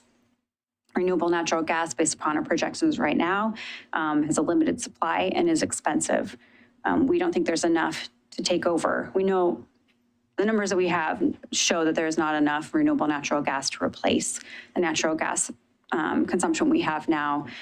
There's talk about, the rainbow of hydrogen, I know, but that's still, a somewhat nascent technology that we don't know exactly how it can replace, our current natural gas supply, but also we probably don't have the infrastructure to do that as well, because it's not just changing the type of fuel that goes in the pipeline. There would need to be some adjustments.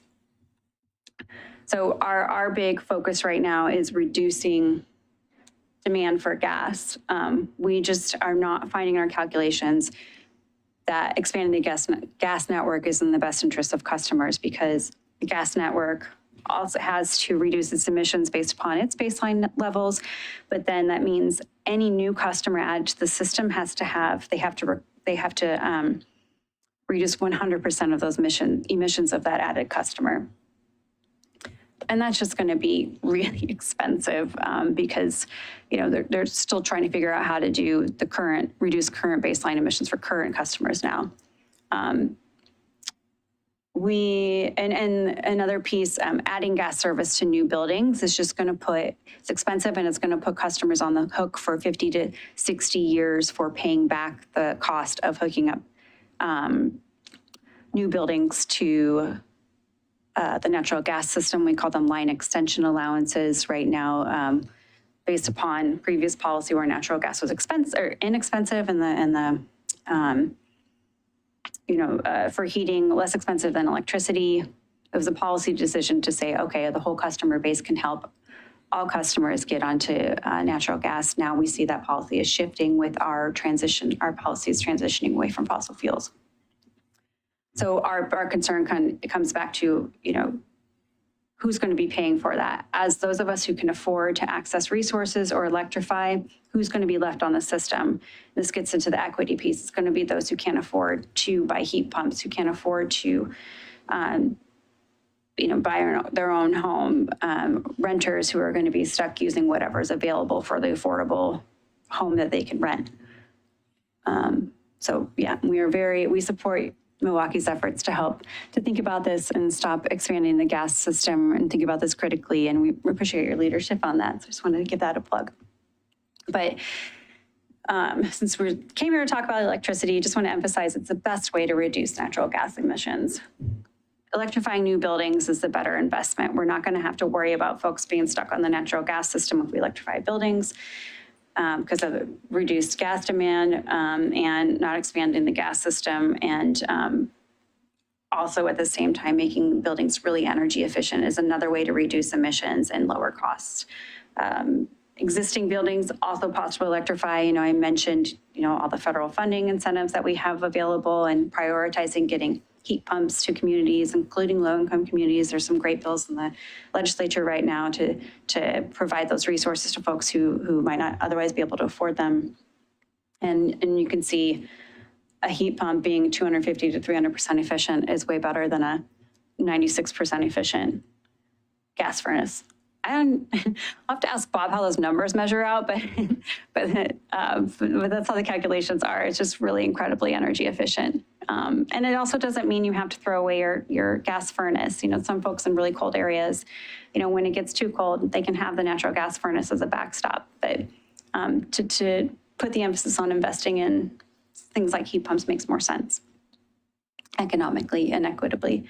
And again, federal tax credits, really finding ways to make sure that folks can take advantage of that. There's a bill at the legislature right now that's asking DEQ, ODO, and Department of Health and Community Services to coordinate to make sure they can fine tune, find a way to make it really quick and accessible for our residents to know what resources are out there to help them with energy efficiency and any sort of energy assistance. And that's it. So I hope that might have been quick, but I'm happy to answer any questions about what whatever you might throw at me, I'll do my best. Any questions? We'll start with Councilor Stone We're a relatively small jurisdiction with relatively large goals in terms of our place in this conversation. What advice would you give to jurisdictions that are about Milwaukee's size, knowing that the shape of our industry around energy is rapidly changing? What parting wisdom do you have for us? I should ask you the same. I would say, Counselor, just keep doing what you're doing. To have a community be, one, a leader for the state and your clean energy goals is huge because you show others how it can be done. And I think just engaging your citizens in the conversation is really important. And then, if you're able to bring that back to the PUC and some of, the conversations they're having, that's really huge because as an advocacy group, we have a say at the PUC, but to hear from actual communities on the ground about the work they're doing and what's important to them and what you would like to see, your utility do or the planning process look like is great, especially as a small community because, I think that has a lot of weight with the Public Utility Commission. It's not just whoever has the biggest, it's not just Portland, who gets to have a say in everything. It's, I would say just don't be intimidated or, hesitate to engage. And you can always call me if you have any questions. Thank you. I don't have any questions. I just want to say thank you for what you guys do, the organization, you guys, everything you do, you've saved billions, obviously. So it's important work and it's going to continue to be important work because of the transition that's ahead. So I appreciate that and that touched on pretty much all of my main concerns. So I appreciate that. My pleasure. Our pleasure. Thank you. Yeah, no further questions. Thank you, Jennifer. Very informative. I have a question and a comment. I don't know if you can even answer this question, but as you talk about coal plants closing, those are folks that are out of a job. And I'm wondering what kind are these folks being offered, job retraining skills to maybe work in the solar industry? And you might not be able to answer that. I'm just wondering. Yeah. I'm not able, thank you, Counselor. I'm not able to answer that directly. And, I know that, and perhaps PGE can speak to this as well. And I know that's a serious consideration in all coal communities. We don't necessarily look at that impact of it. We look at the cost to rates. But I will say that one of the big concerns with the clean energy transition across the country from advocates and state governments is workforce development. Everyone is very clear that if we don't develop our workforce, we're not going to meet these goals. So I think there's an incredible amount of opportunity to help folks transition to more sustainable jobs. But it's a big task, and what that looks like involves engagement, from high schools, to colleges, to apprenticeships. It involves getting everyone involved. So it's not a specific answer, but there is really good opportunity for that. And my one comment, 43% of Black households pay more for energy. 20%, or Hispanic families pay 20% more. Native American families spend 45% more. Low income folks pay 3 times more of their income for energy. So when we talk about these incentives or these programs for these folks, it's not easy being poor, right? It's like a full-time job. So how do I get those resources? You know, I'm working 2-3 jobs just to make ends meet. What kind of outreach and like what kind of, and once again, you might not be able to answer this, and I'm sorry for asking you, but I'm just wondering what kind of, to even do this, there are barriers, right? Like being poor is a full-time job. So you're asking me to go fill out an application, right, to get some kind of rebate. I'm just wondering, like, what are we doing so it's not, so we're reducing barriers. So folks are still able to get that money or get those incentives, but reducing the barriers to get it. It's a great question. And there are several things happening, but I will say it doesn't mean it's like in the most efficient way, which is why I mentioned that other bill previously, because I mean, yeah, it's not easy. It's not easy. But, you know, contact the utility, folks can say, what resources do I have? We have a really exciting bill passed out of 2021 legislative session, the Energy Affordability Act. And one aspect of that is creating, we're looking at ways to reduce energy burden. The PUC, utilities, and, you know, other stakeholders like myself and, you know, community groups, environmental justice groups are looking at ways to address this energy burden head on. One of those, in an interim process right now, we have reduced rates for low-income customers based upon percentage of income. And we've set it up to where the utilities have made it really easy for folks to access that by just self-attesting what their income is, and they get access to those rates. So folks can work with the utilities on getting access to those rates. There's online applications, or they can work with community action programs to get to those rates where they can have significant utility bill reductions, which is a huge relief because, you know, and as we often say is, not being able to pay your utility bill or having utility bills cut off is the first step to losing housing access. And that's the last thing that anyone needs, but especially Oregon right now, we're in the middle of a housing crisis. But in that docket as well, we are looking at other ways to reduce energy burden. It's not just limited to bill discounts because, you know, at the end of the day, like the rest of customers pay for those rates that, you know, the difference in the rates, which, you know, as a policy decision, we're willing to do. You know, I'm happy to pay 50 cents extra, or I don't think that's the right number, but to help people out because it's an issue. But we are looking at the bigger picture of what that looks like, you know, also contacting from community health and community services. So there are these pieces. It's not necessarily very convenient, but you know, and I think Ms. Sharon can attest to this as well, perhaps. But at least with the low income discount program, we've set it up to make it pretty easy. You don't have to show documentation in order to get signed up, and working closely with community action programs to help folks get there. But I think it's something that's on CUB's mind. You know, as we think about one, you know, how people are going to access energy efficiency and assistance programs, and just getting that coordinated, because it should be easier. There is a bill in the legislature right now that's called like a statewide energy strategy bill, which you would think that would already be happening, but all the different agencies who are working on energy issues, getting them to come together and talk about what their directives are from the legislature, what they're doing to address the energy transition, affordability issues, and basically come up with a one-stop shop resource for me, you know, customers, you know, CUB to be able to access, to understand, you know, what resources are out there for folks and what our plan is for our energy future statewide. And that would also entail, you know, what kind of resources are available for the energy transition. So does that answer it? Yeah, Okay. yeah, thank you, Yeah. thank you. Yeah, I've heard, you know, we hopefully have a one-stop shop on the way, which will be a great resource for people when it's ready.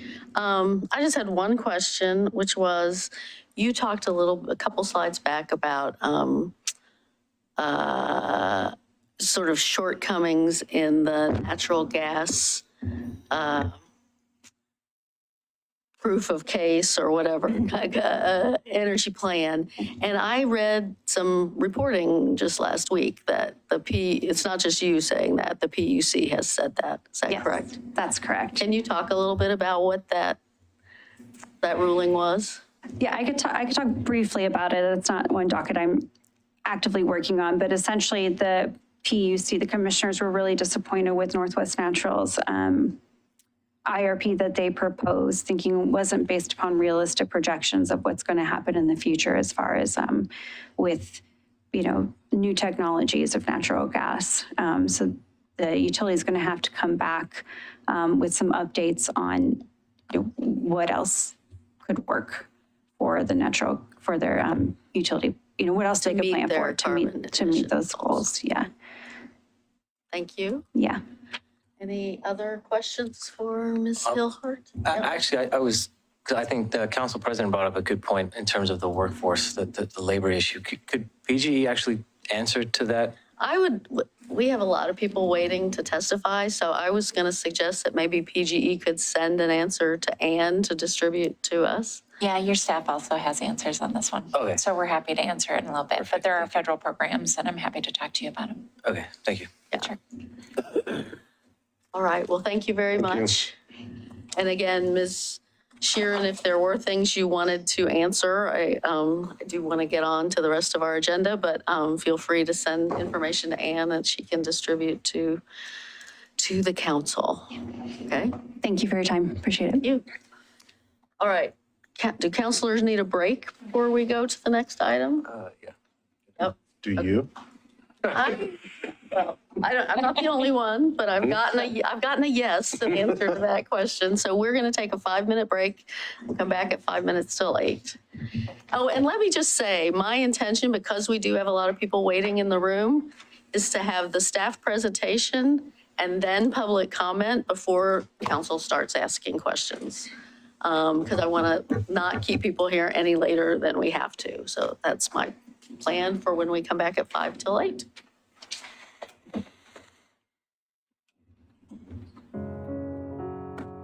Yeah.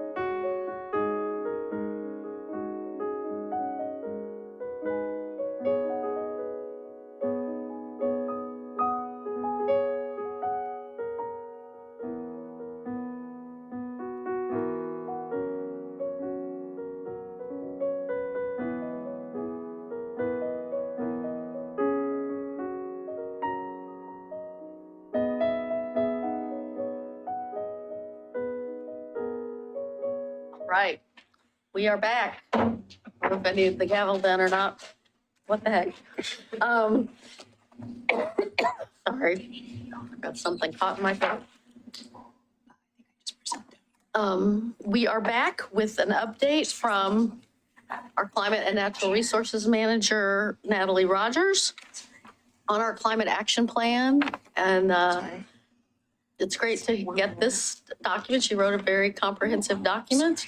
And it's our first update for the new council on our climate action plan goals. So as I said before, I intend to let Natalie do her presentation, then open the floor to the public comment, and then have council questions, then have Natalie come back up for council questions after public comment. So thank you. Thank you. Thank you, Council. Good evening. Again, my name is Natalie Rogers. I'm the Climate and Natural Resources Manager over in our Public Works Department on Peter's team. And I am almost at 5 years in Milwaukie, which is, you know, not a big deal. It's a big deal. But super happy to be here. I'm going to run through just a really quick kind of update. I want to give a lot of time more for council discussion. So I'm going to kind of be brief, and everyone knows I talk really fast, so wave me down if I'm talking too fast. But I'm just going to give you kind of a very general overview of our climate update. And then I'm going to talk about maybe some of the big key projects related to energy that we've been working on recently. I'll touch on some highlights over the last few years in our update, but mostly I'll focus on these priority projects, which take up most of our time in our climate program. So our update. So this essentially, when we first were exploring what do we include in a climate update, the original adopted climate action plan actually called for a big investment in like a renewal of the climate plan. But when we were just a few years in, we realized we're not ready to change things yet. We just want to kind of keep this ball rolling and see how it goes. And so with the 2020 Climate Emergency Declaration, Council adopted a new timeline, including this kind of qualitative narrative update for our climate plan. And that's because oftentimes when I'm working with residents, community members, and I start throwing out things like kilowatt hour, greenhouse gas emissions, emissions below baseline levels in 1990, eyes glaze and kind of turn the other way, and they walk away from me at the farmer's market table. And but what people do want to hear about is what changes are in their community. They want to see how was this looking in the past, how is it looking now, and they kind of just want a story of how Milwaukee's progressing in our climate work. So that's kind of where this narrative update idea came from, is more of how can we story tell some of our work. My intention was to make it pretty short, and then as I was typing it all out, I realized we do a lot, and that's very hard to synthesize down to very few pages. So I believe Ann and Peter were amazing in opening up that document for the first time and not just shutting their computer off. But for folks who are here in the room, who have read it, who are interested in reading it, there's a lot of pictures, there's a lot of space. It's not super dense. I like colors in my graphics and documents. So hopefully folks can actually take a look, and even if you only pick out a few things, it's a fun read. So in our climate update, we really kind of ran through not only the narrative of our climate program being founded, some of the work we're doing with the community, some of the work that we've been doing with policy and internally as an organization, but we also ran through all of our 53 climate action plan actions, which are essentially what directs the work that I try to focus all of my efforts on to achieve our community carbon goals, which are, these were the updated ones by the 2020 emergency declaration. So by 2030, Milwaukie wants to be a net zero carbon electricity community. By 2035, net zero buildings. And then by 2040, I threw this in because this is our bonus. Remember, that's action in our climate action plan, which is 40% tree canopy coverage. And then by 2045, a carbon neutral community. And so there's a lot of work that goes into these, which is why our climate action plan covers so many different topics. You got to wear a lot of hats. But at the same time, Milwaukee's been progressing in every single topic. And, we're taking actions to reach these goals. The implementation of our climate action plan, though, is shaped by a few things, just simply because 53 actions is a lot of work, so we kind of have to prioritize them. First is council's priorities. When I hear direction from council, or when staff hear kind of where do we want to focus our staff capacity and resources, that shapes some of the actions that we implement further. And some of the actions that we either need to pause on, we haven't quite initiated yet, or sometimes it's, we're participating, but we're not kind of leaders maybe in that specific action. There's also just resources and staff capacity. If you can take a 40-hour week and split it among 53 actions, that justifies my email inbox. And so, there's just some limitations. So that's why we try to always pick, the biggest bang for our buck. We try to choose things that have the biggest emission reductions or the biggest community benefits and prioritize those as well. And then regional opportunities, as we're seeing the landscape and the energy sectors and grant funding and different communities also taking leadership, opportunities arise, and we try not to miss those. And so sometimes we pivot and we say, hey, we weren't planning on doing the X, Y, and Z, but you know what? They're doing a great job. Let's join the bandwagon and let's see if we can all go in this together. So that's why, sometimes if I told you what I'm working on this week and you ask me again in 5 months, might not be the same projects, but they're all kind of working towards the same goals. So these actions also, when we're reading this action update or you're reading the climate action plan, as much as I like to, justify my email inbox by balancing 53 actions, I am not the sole actor in this work. Everyone in the community and all of our city staff and departments are essentially contributing to this work. You'll see in our CAP update that departments are called out. That's not to say that the departments leading that work are the only ones working on it. So we have a lot of cross collaboration here in Milwaukee, and you'll be seeing folks talking about energy, sustainable development, natural resources, and pretty much any department. And then, one big thing that was quite notable, and I presented it in our update, but it's actually from our 2020 greenhouse gas inventory, was essentially our largest emission sectors kind of flip-flopped, which is not super surprising because now in Milwaukee, transportation emissions are our #1 largest emission sector. That's actually the most common largest emission sector in communities. It's the largest emission sector in the state. And then our #2 is building energy, where prior was #1. But I always like to throw the big caveats when it comes to greenhouse gas inventories, and that they're just supposed to paint a picture and direct kind of the larger prioritization and identification of where we should be spending our efforts. In a community Milwaukee size, there's a lot of assumptions, there's a lot of generalizations, and there's a lot of averages, which means if you try to go and you pick it down really small, a lot of data even being updated from the state can change and balance some of these. So which is why we saw a shift in our transportation emissions so dramatically, which we actually balanced out in our emissions inventory, which was from actually just state cleanup of vehicle data. So still, we can say transportation emissions are now our #1 emission sector in Milwaukee. It's just, don't start, counting your marbles on maybe how particular we get. It still, though, shows and paints a picture that maybe we should be starting to think about how we're prioritizing different actions and working in different sector spaces. So overall, like I said, we've done a lot. In our climate action plan, we have 53 city-led actions in these key sectors of building energy, vehicles, transportation and land use, materials, which is a lot around solid waste, natural resources, public health, and emergency preparedness. So for these, I tried to break them out into our action status with implementing, of course. That could mean a lot of things, so I'll kind of touch a little bit on that.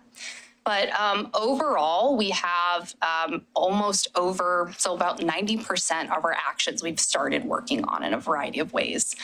About 13% of them are either completed, meaning that it's like a finished project. We can actually close the books and say, great job. Or a lot of times it's actually something that we say, good, we got over this big milestone. Now we need to keep actually maintaining it. So a great example is our home energy score program, where even though we got a fantastic ordinance adopted, we're now one of a multitude of communities actually with residential energy scoring programs, including Hillsborough, Portland, Ashland's exploring it, Bend.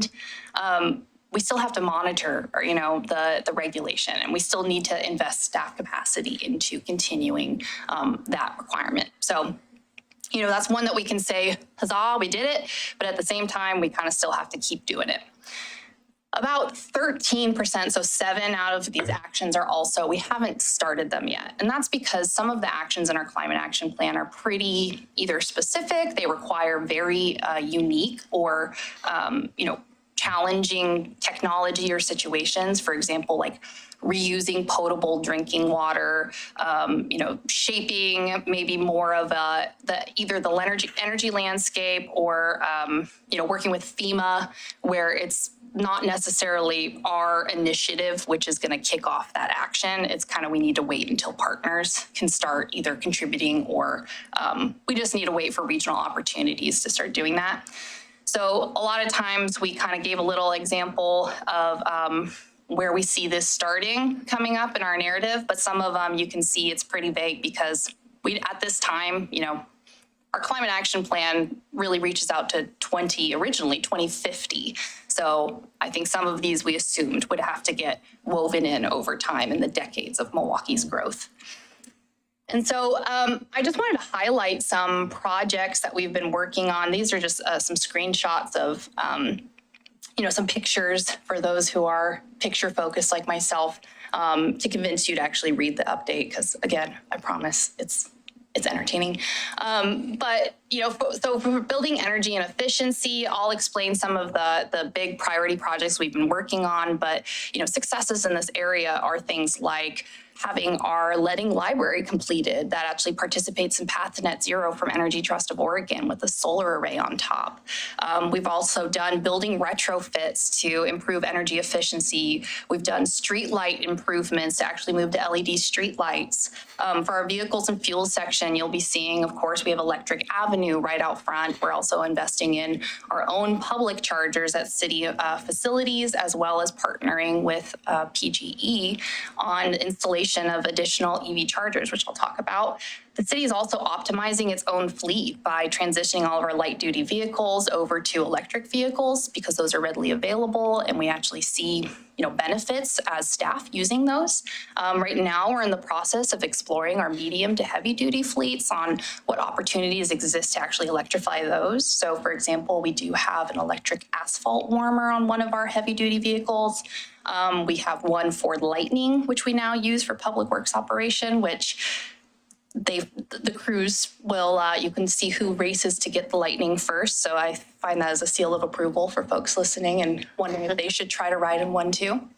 And then, we also are just in general trying to make the community more walkable through our Safe Access for Everyone programming and the installation of more, pedestrian and bike-friendly infrastructure. Land use and transportation plays into that too. Our planning team is doing an amazing job working on our comprehensive plan, as well as implementing, both state and local new rules and requirements for sustainable development, including, things like our neighborhood hubs, making communities more walkable and keeping folks centered in community.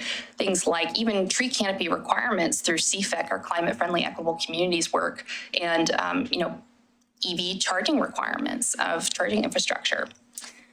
For materials use, purchasing, and recovery, I would say this and our public health and emergency preparedness sections are the ones that I personally haven't seen as many local opportunities that I've participated in. I know our community is working on many of these actions, and you'll see that in our narrative.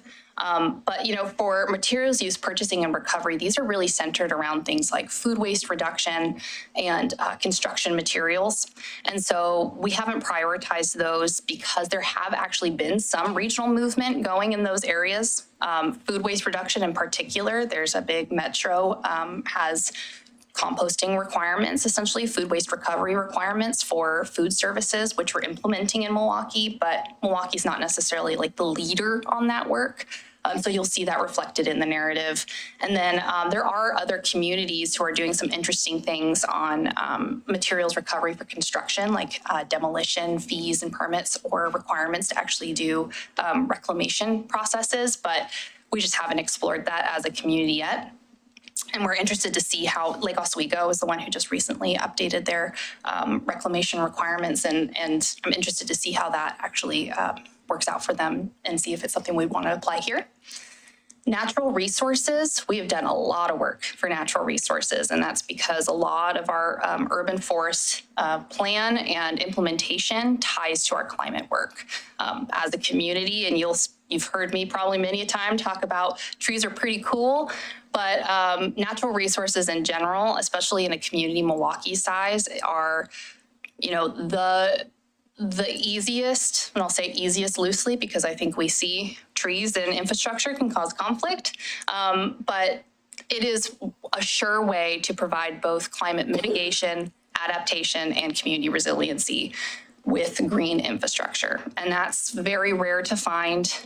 Folks are still racing to figure out how to sequester carbon from the air, and yet the trees outside your door and window are doing it for millennia. So it's a something we see value in as a community outside of climate even. We see, utility benefits, we see community health and mental health improvements. We see, energy cost reductions and affordability actually from shading and windbreak. So natural resources are pretty important. So that's why a lot of work has been done in that space.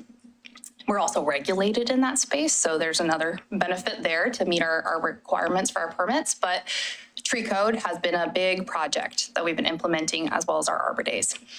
And then our public health and emergency preparedness section, this is tied a lot to our natural hazard mitigation plan process, which Dan Harris is working on right now for an update.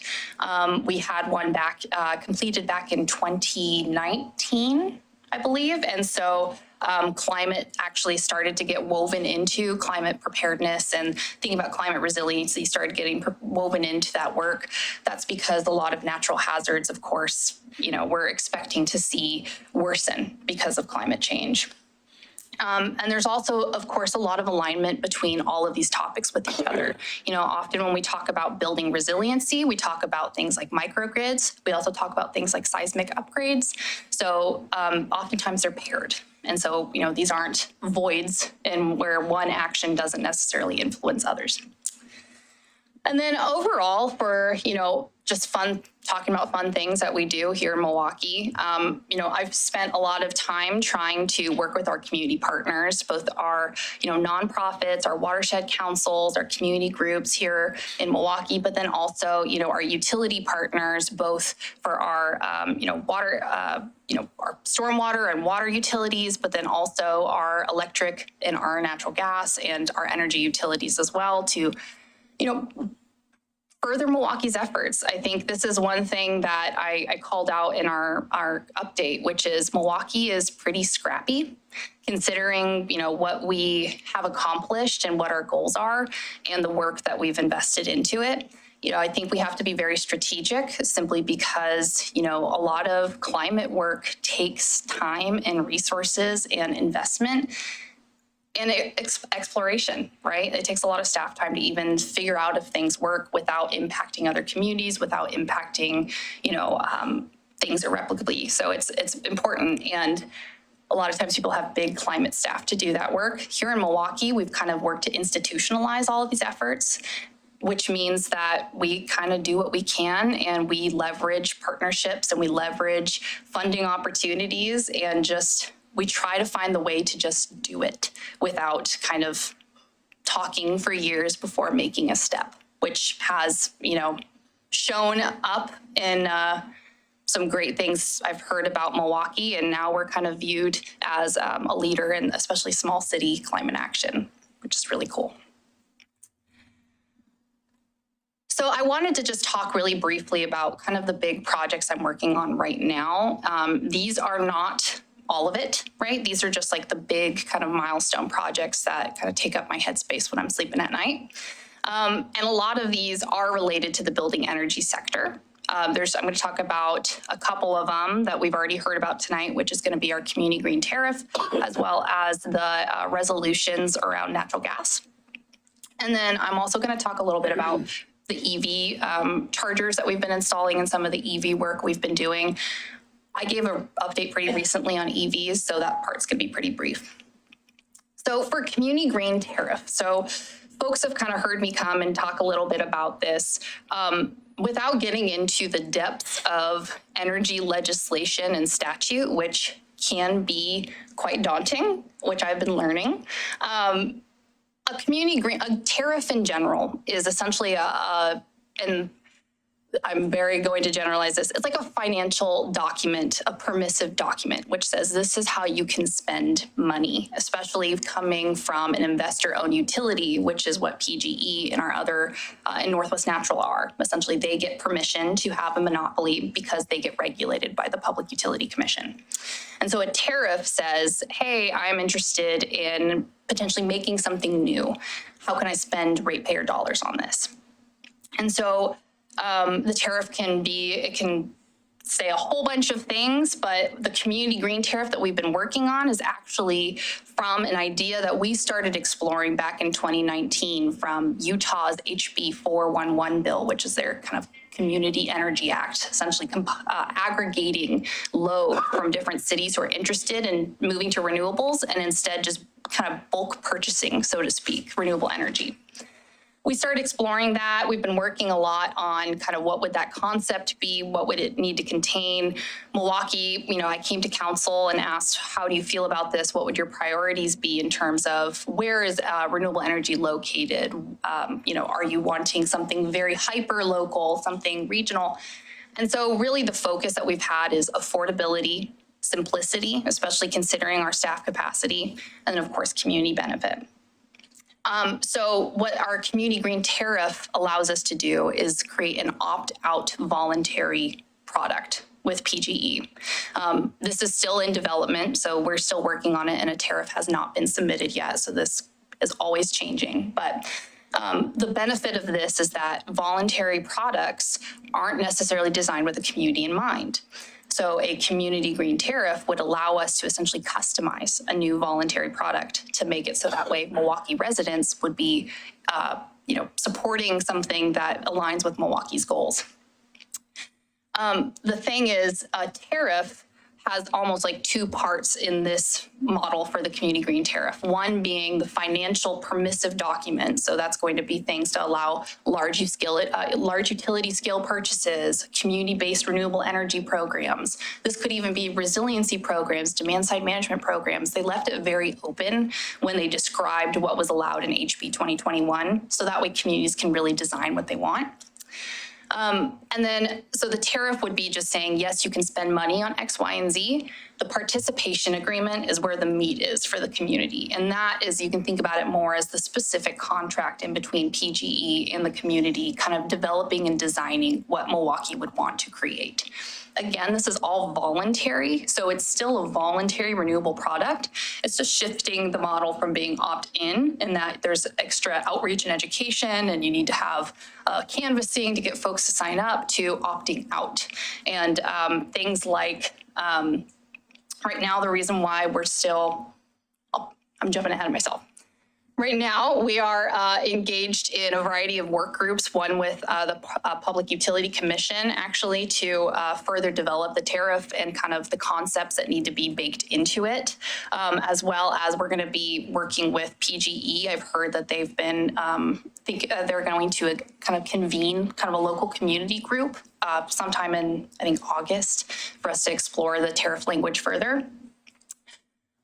there's some core questions that we still need to get answered, of course, and there's things around low-income protections, things around sunsetting of infrastructure, especially as we've seen, we've had this statewide transition to carbon-free electricity for everyone by 2040. So how do early adopters get factored into that?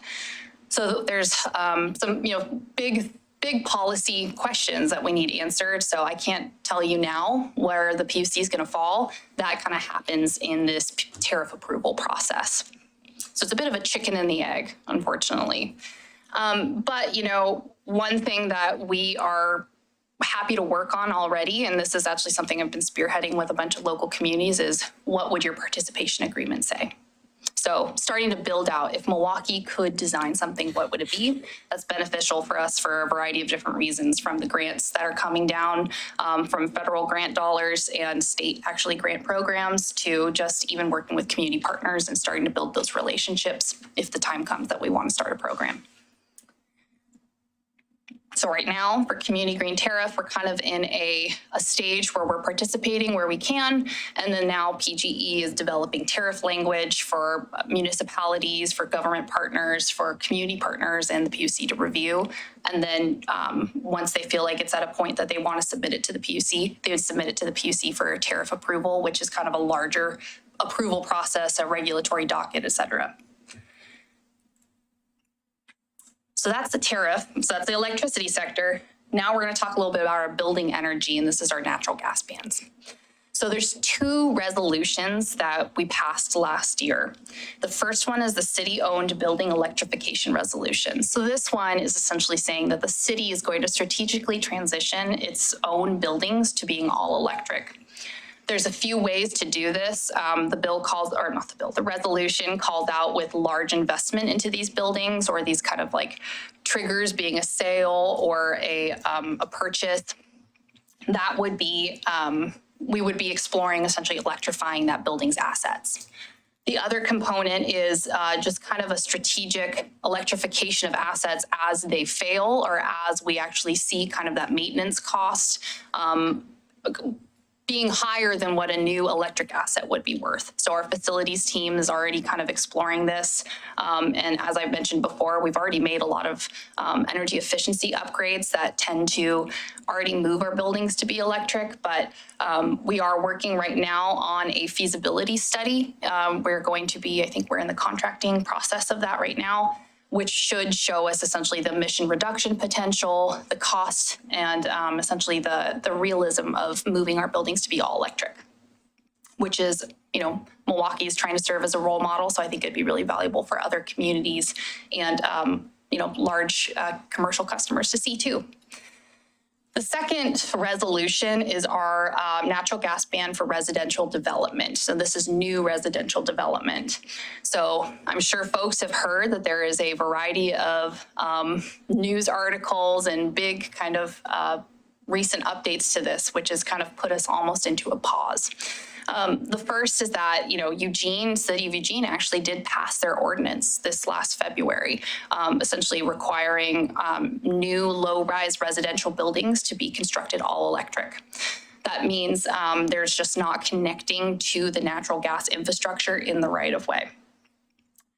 The reason why communities, just as a little background, explore essentially this option for new construction in the right-of-way and kind of these connections is because in the state of Oregon, we're not allowed to preempt our state building code. So a lot of other states have the opportunity to essentially make changes to their building code to require either energy efficiency requirements or electrification requirements. The state of Oregon, we can't do that yet. The Ninth Circuit Court decision. So this is the big kind of shakeup that we got, which was in San Francisco. The federal Ninth Circuit Court of Appeals essentially rejected the city of Berkeley's similar natural gas ban for development. And so they said that it was actually in conflict with a federal energy, I wrote it down, the Federal Energy Policy and Conservation Act, which essentially said that they were not allowed to restrict the fuels options. There are some feelings about this that it was, we need more definition around kind of why they made that decision. I think there's actually quite some organizations who are actually going to appeal that decision and go through the court process. Ashland, Oregon actually recently passed a resolution for residential natural gas development ban. So, you know, I think a lot of communities are still kind of proceeding with these actions that would achieve their community goals. But it is that fine balance to play between making sure that we're not going to create a lawsuit for our own community and balancing, of course, the potential financial impact and being strategic and kind of as developments kind of come down the pike. So right now, staff, so myself and Peter and our kind of climate team, we've been kind of in a moment of pause as we're kind of watching to see how things are shaping up in the region and seeing what is potentially coming in the future. And there has been some discussion around alternative ways to achieve kind of a similar end goal, but because we haven't really had that discussion, we've been just kind of in a wait and see moment. And then the last one that I mentioned just real briefly is, of course, our EV charging infrastructure. So I snagged this photo that's in front of our public safety building, and that's one of the new electric vehicle chargers that are being installed. We have actually 3 of them that are public facing, and I think I've come to you to mention the foundation of this with Dave's Killer Bread funding and DEQ, but we're very appreciative, and we now have 1 installed at our Johnson Creek facility, 1 level 2, or it's you can see there are 2 chargers, but I'll say a station installed at our public safety building, 1 at our Leading library, and then we're also working right now to install for our city operations another charger at our new city hall. The one at JCB is actually now live. It's kind of, we're doing a soft opening is kind of what, so it's folks are able to go and charge right now, but by the end of July is really when all of these will be kind of available to the public. They have card readers on them, which, you know, I personally really like, because one of the challenges is always finding how many apps and like RFID or whatever code chips I can have on my person at one time. And so sometimes it's actually more accessible to make it just a general card reader, which I really appreciate our facilities team and fleet team thinking about. The other project that I really wanted to highlight that we kind of heard a recent update on was the PGE on-pole chargers. So as folks know, there's kind of 2 waves of those on-pole chargers, which are electric vehicle chargers that are being installed in the right-of-way, actually on the electric poles. The first wave, which was like the study in order to see if they could do a pilot, those are the chargers that are getting close to being finished. It sounds like they're just waiting on some equipment, and they're hoping to have that installed, they said, by the end of July. But of course, you know, with things with shipments and deliverables, I always say summer just in case. The pilot, which would be a larger installation of chargers in the community, we've been working with their team on identifying locations and making sure we're kind of not installing chargers where folks would not be able to use them the most efficiently. So we're kind of ground truthing some of those locations already, and PGE's been fantastic in kind of sharing where they're thinking those spots would go. And of course, they have site constraints, and you can, for folks listening, rewatch the presentation that we gave on them previously to kind of hear more about that. So end of summer 2023 is when the first kind of study chargers should be installed, and then they're going to be continuing to work on that larger pilot. And unless folks have specific presentation questions, I figure I can just pop my contact info up here and then pass it over to maybe public testimony, and then you can always call me up if you have a specific question. Great. Thank you, Natalie. We will do that. We will definitely be calling you back up, I'm sure. But we have 3 people in the room who I have yellow cards for, and I think they're all still here. And I know Nicole also told us that had 1 or 2 maybe online. So we typically limit comments to 3 minutes. If you're speaking on behalf of a group or organization, we will allow you 5 minutes. So I'm just going to go in the order they are here on my desk. I'm not 100% sure that's the order they came in, but first one is Ann Pernick.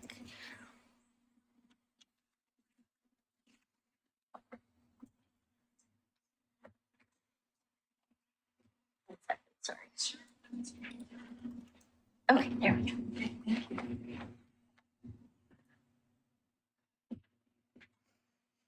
Hi, Mayor Beatty and council and staff. Thank you for the opportunity to speak tonight. I'm Ann Pernick. I'm with Safe Cities at Stand.Earth, and I live in Portland, Oregon. Just gonna, if I slide that over, I could make something bad happen. Okay. I want to thank Natalie Rogers for this great report on all the great work that is going on in the city. And I also want to thank the council and the city for your continued leadership on building electrification. Milwaukie, just to remind everyone, is only the second city in Oregon to move forward on building electrification. And as Natalie Rogers just spoke about, Ashland just became the third. I wanted to just add a couple notes about that Ninth Circuit Court decision.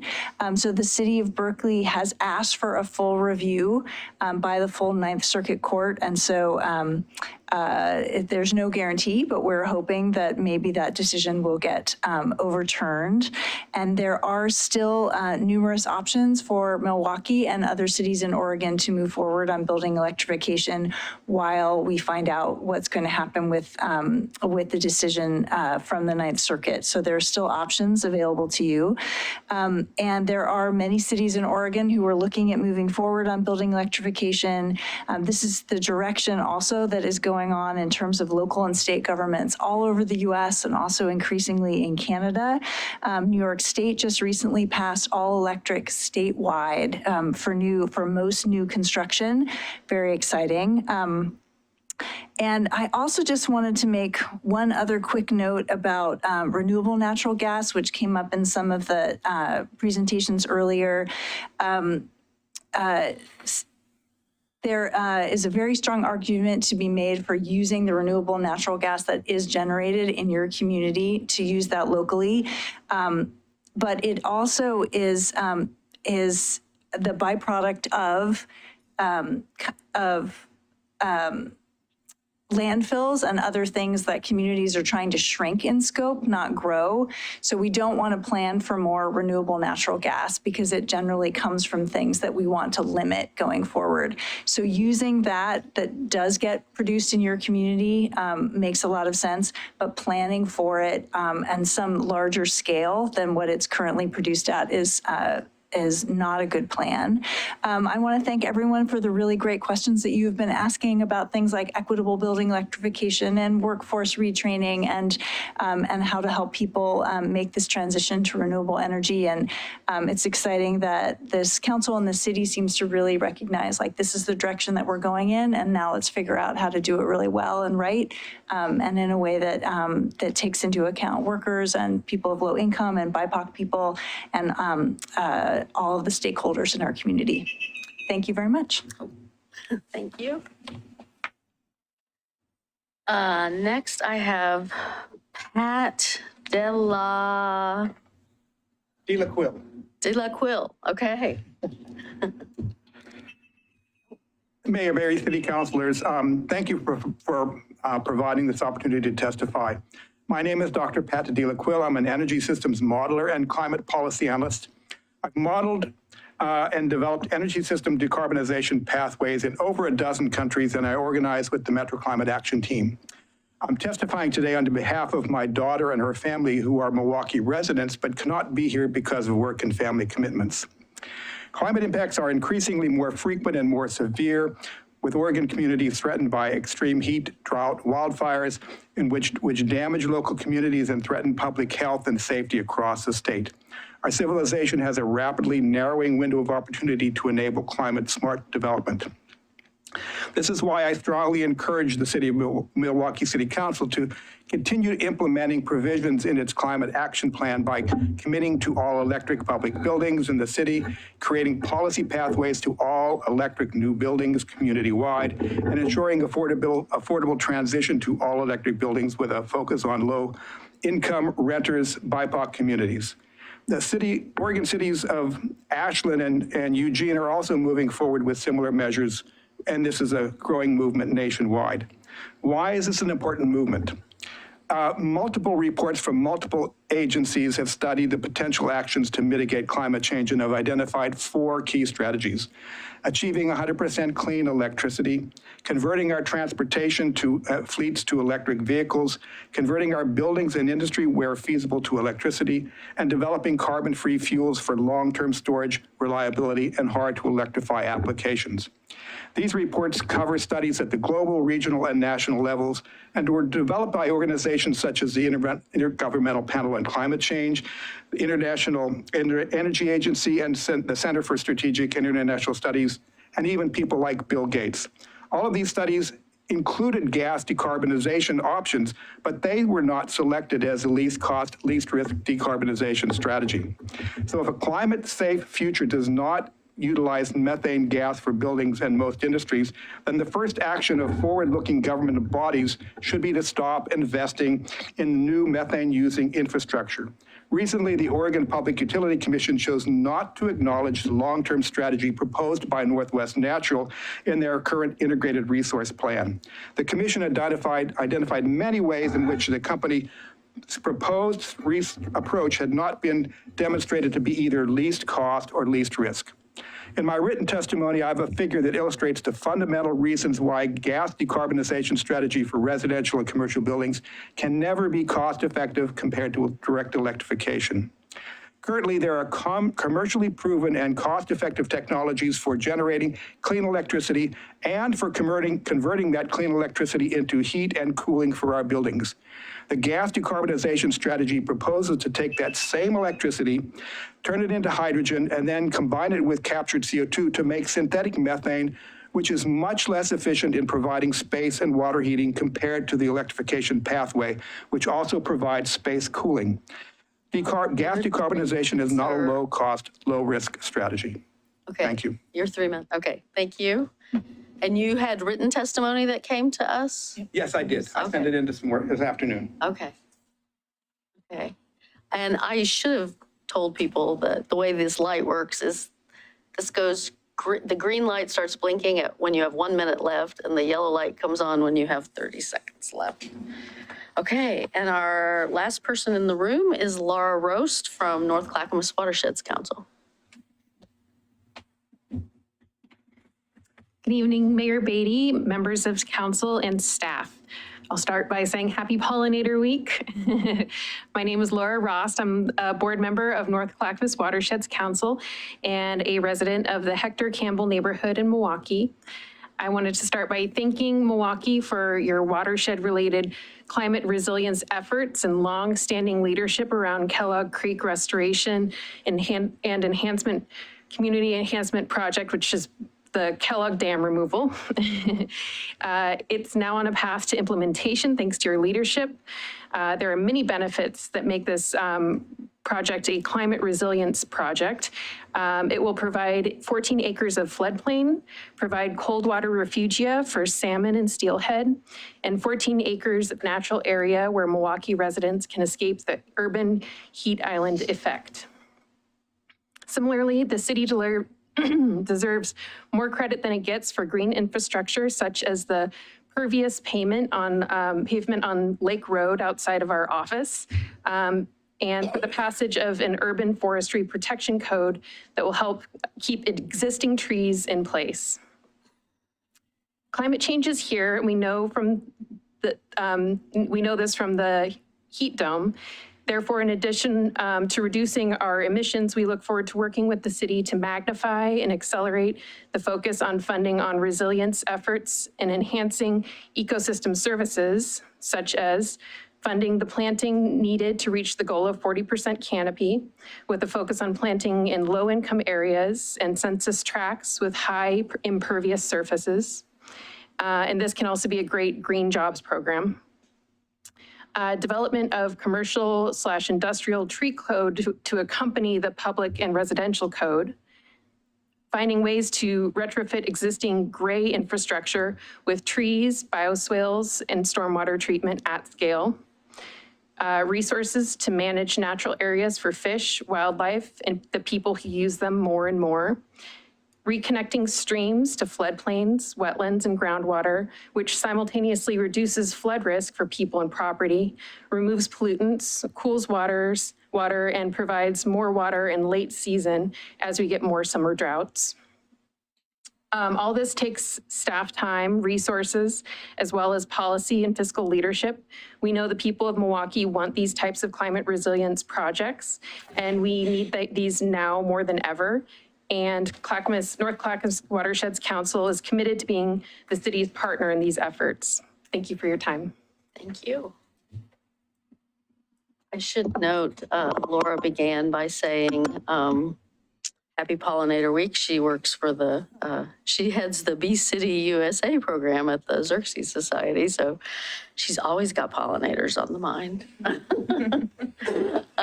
Okay, do we have people on line? Do, yeah, I think we have six commenters. Yes. Okay. We're gonna start with Beatrice. Beatrice, you should be able to talk now. And you probably won't be, I'm not sure you'll be able to see our countdown, but we're gonna give you 3 minutes. Okay. Okay, thank you so much. Thank you.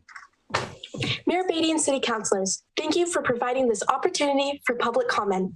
My name is Beatrice Perkins. I'm 15 years old and a resident of Milwaukie. I'm here to speak about the importance of implementing an enforceable policy to ensure the city commits to electrification for good.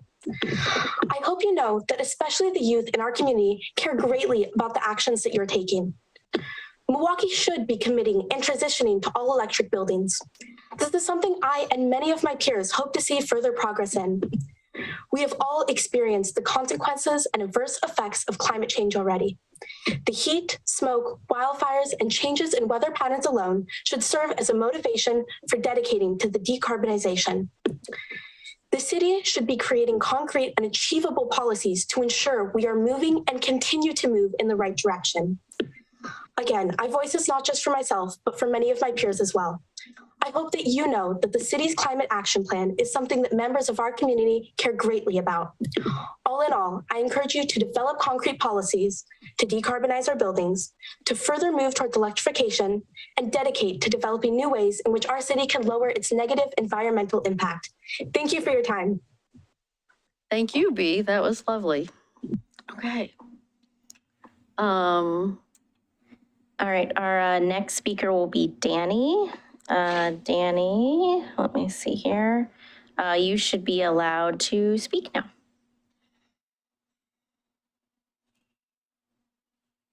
Are you there, Danny? Go ahead, Danny. Oh, hold on. Sorry, that's my bad. This is Danny from the Breach Collective. Yes, can you hear me? Okay. We'll give you 5 minutes, Danny. Thank you. Well, hopefully I won't take the full 5, but thank you, Mayor Beatty, City Councillors and City Manager Ober. Appreciate the opportunity to testify this evening and for the ability to join this council meeting remotely via Zoom. My name is Danny Noonan, for the record, and I'm a climate and energy strategist with the 501c3 nonprofit organisation Breach Collective, which is based in Portland and Eugene, and I myself am zooming in from Eugene. Breach Collective has been advocating for ambitious municipal climate policies to restrict the build out of fossil fuel infrastructure, including in new buildings in a number of communities in Oregon. It was in this capacity that we organised a coalition letter that was signed by 39 organisations, businesses and government representatives and shared with this council in advance of this meeting. That letter reviews the evidential case in support of requiring all-electric construction of new buildings, and it also addresses recent case law developments in local government authority to regulate gas. As a very brief summary of that letter for your convenience, the evidential case for requiring new residential construction to be all-electric is frankly overwhelming. All-electric buildings have lower construction and operation costs, lower annual and cumulative greenhouse gas emissions, and multiple climate resiliency and public health benefits compared with gas buildings based on essentially all available studies. Secondly, in spite of the Ninth Circuit's recent decision in California Restaurant Association versus the City of Berkeley, legal experts within our coalition believe that there are a number of viable legal pathways through which the City of Milwaukie could require or heavily incentivize all-electric residential construction in spite of that ruling. So I encourage councillors to review that letter closely and particularly the evidence and sources cited within that letter. For the remainder of my time, I wish to briefly offer some suggestions as to how the City of Milwaukie can approach the somewhat longer-term issue of incentivizing electrification of existing building stock. Again, the evidential case for electrifying existing buildings is just as strong as that for new construction, particularly in terms of the climate and public health benefits. But there is the issue of the upfront costs of converting buildings to run on all electric appliances, and that does present something of an economic barrier for individuals and businesses. Thankfully, there are a number of funding programs established by the Inflation Reduction Act, some of which exist already, some of which are the details of which are still to be figured out and it's still to be implemented, which have the potential to dramatically reduce the costs of electric retrofits. There are already several excellent existing resources explaining these programs to individual home and business owners. And in fact, Breach Collective is currently working on a Milwaukee-specific resource that we hope will sort of compile information for residents on the various local, state and federal electrification subsidies and other incentives that either are currently available or will soon be available. So when it comes to existing buildings, I think the city's staff's time and resources would be best spent on identifying and applying for local government specific funding under the Inflation Reduction Act. And what I mean by that is that there are a number of programs and grants available under the IRA specifically for local governments, which they can either apply for individually and directly, or can apply for in partnership with. And I think that in combination with continuing to develop an ordinance for new residential construction, prioritizing pursuing funding streams for existing building electrification within the city would set Milwaukie apart as a climate leader among local governments in Oregon. But thank you for the work you've done so far, and I'll leave my comments at that. Thanks a lot. Thank you. Our next speaker will be Helena. And Helena, you should be able to speak. Thank you. Thank you, Mayor Beatty and city councilors for providing this opportunity to testify, and congratulations on your holistic climate action plan. My name is Helena Barecki, and I am speaking on behalf of the Climate Reality Project Portland chapter. As an organization that seeks to catalyze solutions to the climate crisis by making equitable and urgent action a priority in every sector of society, and whose membership includes Milwaukie residents, we wholeheartedly support Milwaukee's efforts to create policy pathways to end new fuel gas piping connections to residential buildings. We look forward to the day when every new home in Milwaukie will be healthier and less expensive to live in because it's all electric, along with a plan that ensures affordability for low-income renter and BIPOC communities for existing buildings to make the switch to. Building electrification is the path of the future for climate as well as for health, safety, and economic reasons. Climate Reality Portland joined Breach Collective's letter, including the part encouraging Milwaukie to look at solid legal paths to get there, including the option of regulating building emissions such as nitrogen dioxide and O2 that affect health. Nitrogen dioxide levels in homes with gas stoves are far higher than in homes with electric stoves, increasing risk of heart failure and asthma. And kids in homes with gas stoves are 42% more likely to suffer from asthma. The smaller and less well ventilated the home is, the greater the risk, which makes gas not only a public health issue, but an environmental injustice that disproportionately harms low income and BIPOC folks. It is important to note that switching from fossil gas to bio or synthetic gas does not reduce nitrogen dioxide levels or methane leakage. Biogas and syngas have the same risk as fossil gas for explosion and fire too. It It is clear that from a public health standpoint, electric-only buildings are far superior to dual fuel. We use electricity and need it for lighting, internet, etc. Why add a second system for heating and or cooking? It used to be gas heating was more efficient and people liked gas stoves better than electric coils, but that's the technology of the past. Induction stoves are safer, cooler, easier to clean, and many top chefs say they provide more precision and cooking finesse than gas. Also, all available evidence indicates that building new homes all electric is cheaper. And new heat pumps work even in weather as cold as Maine. And because of their 250 to 300% efficiency, heating or cooling homes with heat pumps saves residents money on utility bills month after month after month. Members of Climate Reality Portland who live in Milwaukie will benefit directly from improvements to indoor and outdoor air quality and public safety that comes from all electric buildings. And all of us will benefit from the reduction in greenhouse gas emissions this policy will yield. With the climate crisis, no one person, no one town or state will save us on its own, but each positive policy and successful project that leads the way is essential to our collective future. Your building electrification plans could be one of those shining lights. Thank you so much. Thank you. Our next commenter I don't see on here anymore, Josie, so we're going to move on to Ruth.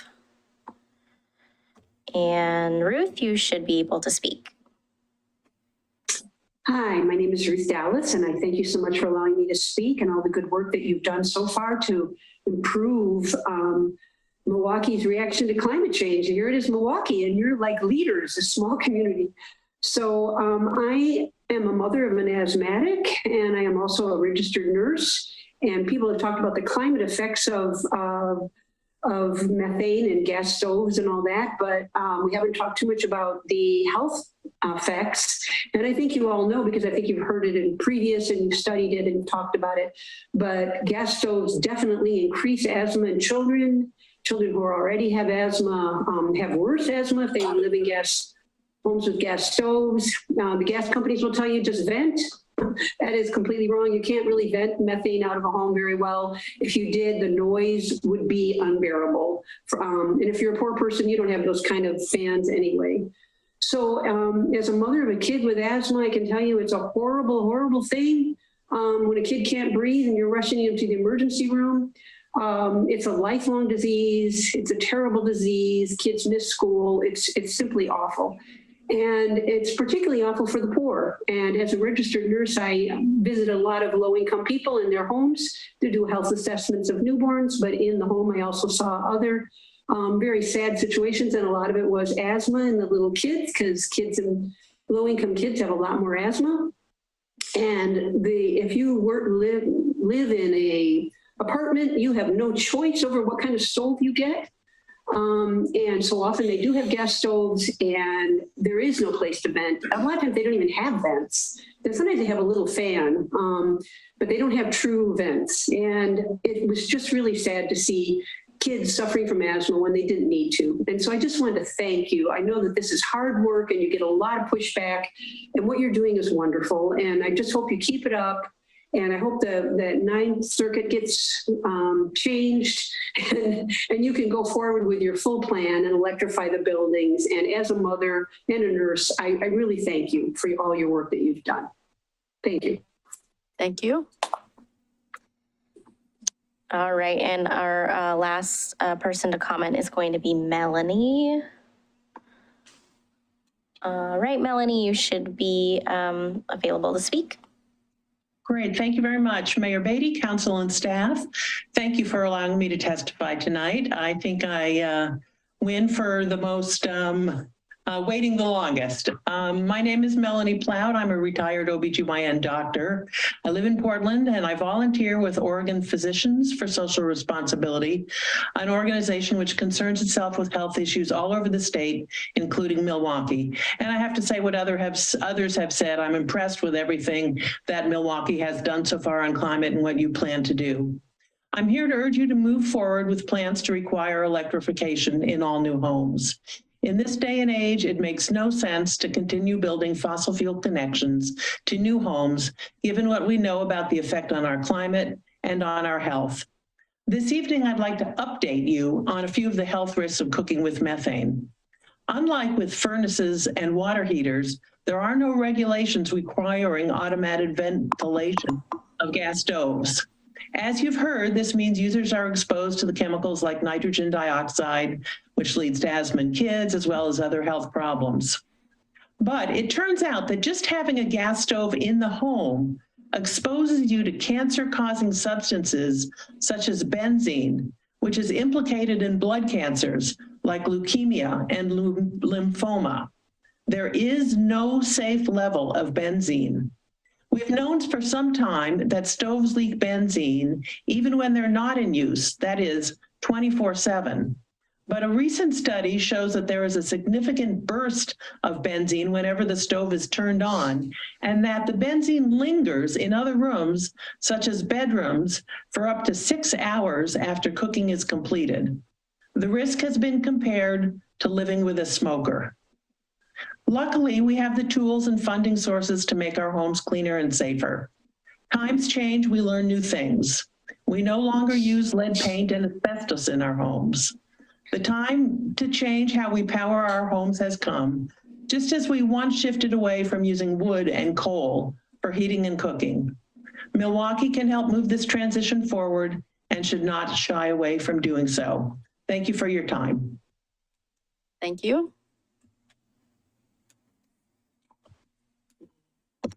That is everyone. That is everyone. No one's still out there wanting to raise their hand. Everyone got heard. Okay, great. Well, thank you. And I guess with that, we'll invite Natalie back up.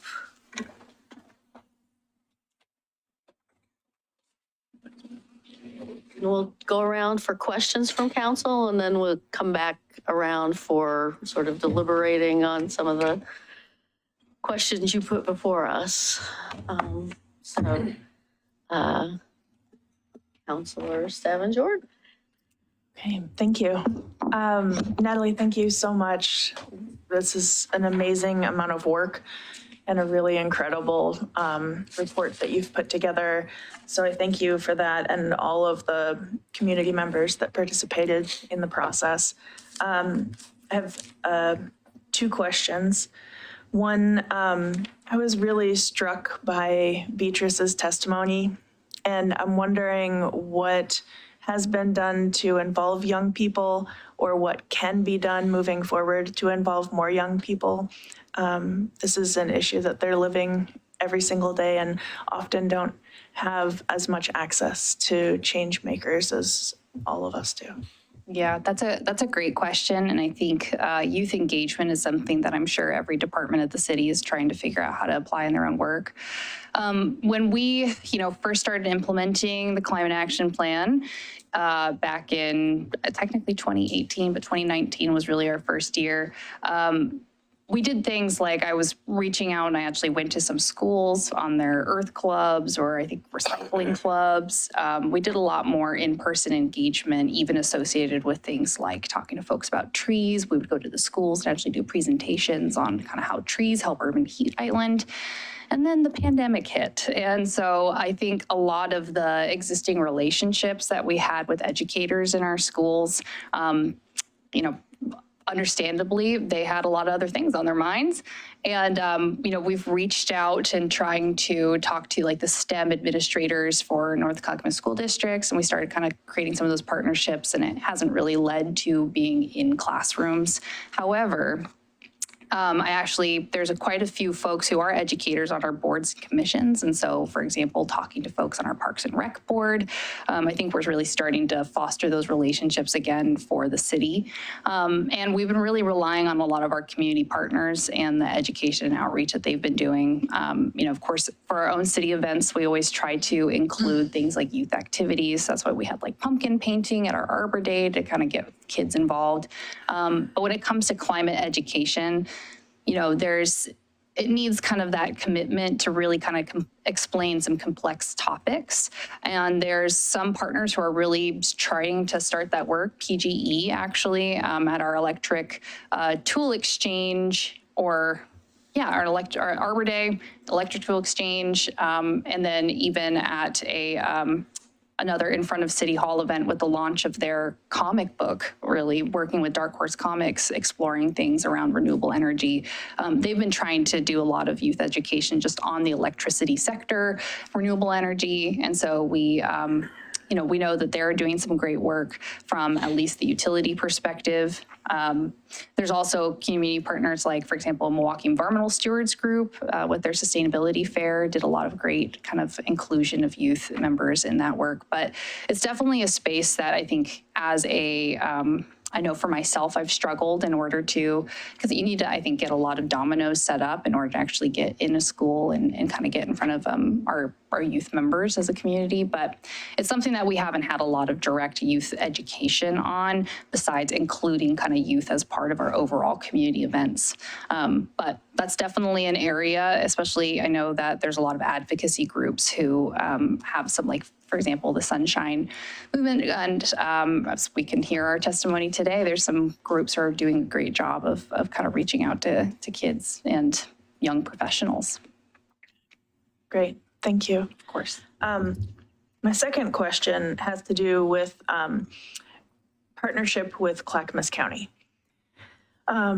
So at first I started thinking, Clackamas County is often in the due diligence process of siting buildings in other jurisdictions. We're no exception to that. So I'm wondering about the conversation that we can have with them around requiring their building acquisition to be 100% electric. And that might be a multiple year process, but they may purchase or lease. And so I think that might be worth exploring if you're not already exploring it. Then that led me to their climate action plan, which the draft form is on their website, because I didn't want to ask a question that maybe I already had an answer. And but then I got into this, the IRA investments and the funding that's being identified to come into state and local governments is pretty impressive. However, a lot of the funding streams really would go through a county. Rebates for energy efficiency retrofits, heat pumps, appliances, and maybe that's through the state.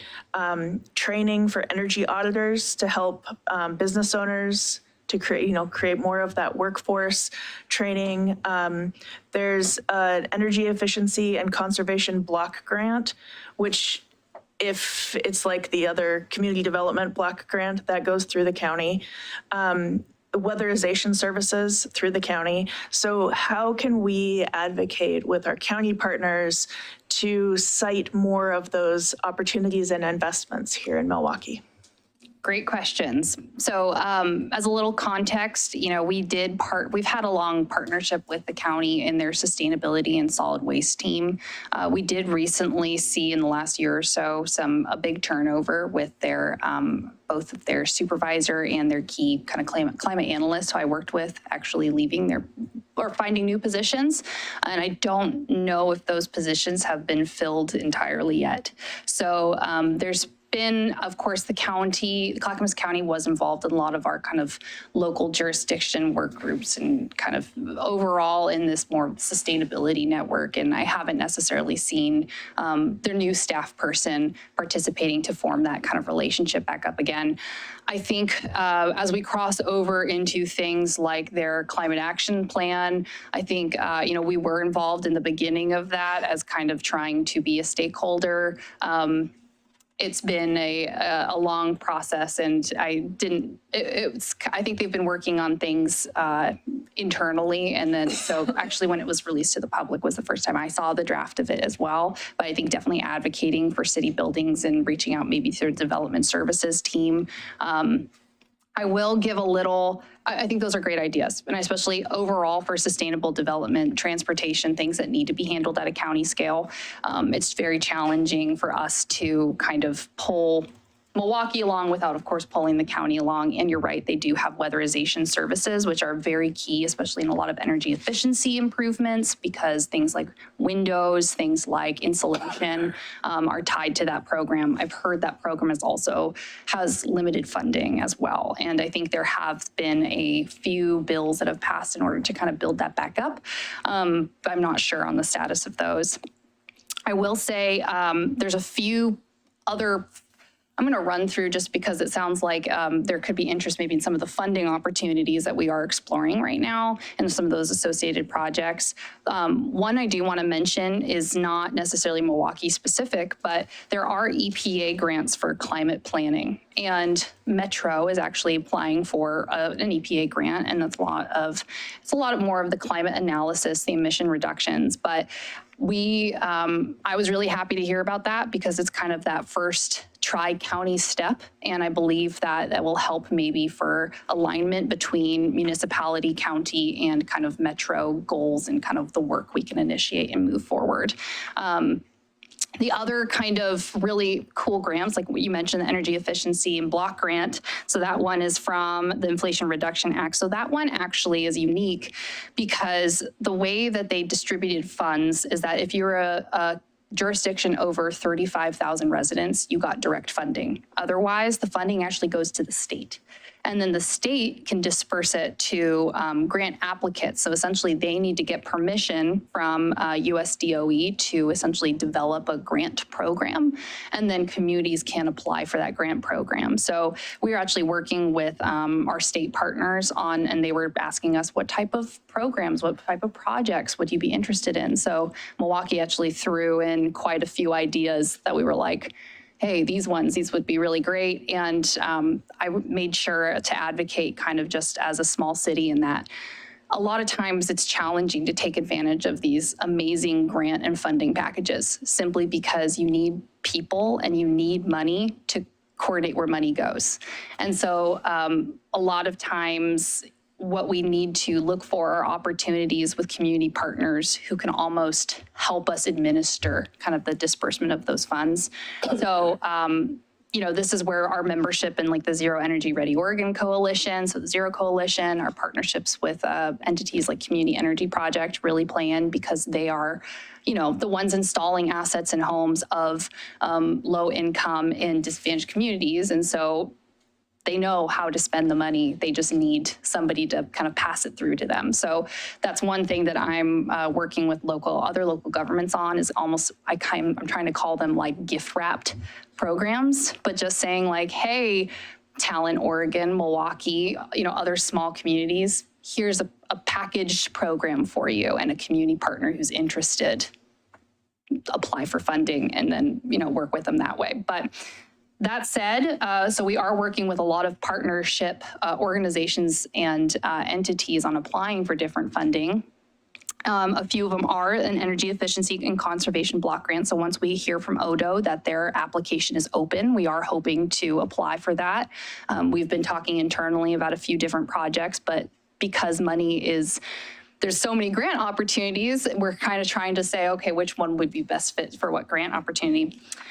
So for example, we were exploring things like a solar installation for the energy efficiency block grant, but then we heard that was included on the Christmas tree bill for state funding, which is fantastic if that passes. Another thing is, we have actually, I'm trying to think of the term for it. So there's these building resiliency related to building codes that USDOE has, their grant fund. That is this is where we get into the bipartisan, the bipartisan infrastructure law has the building resiliency code package. Anyways, it's around building performance standards.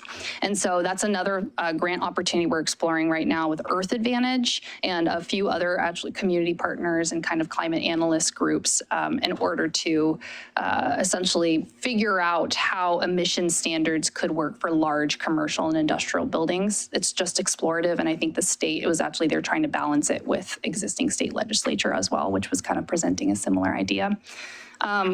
We just heard word that the application was submitted for the Troutdale actually submitted a grant for the, is it Troutdale and Neighbors Charging Up grant, I think is what it's called. And that's around installing further EV charging infrastructure in communities. So Milwaukie is included as essentially a neighbor community to receive funding for public infrastructure around charging.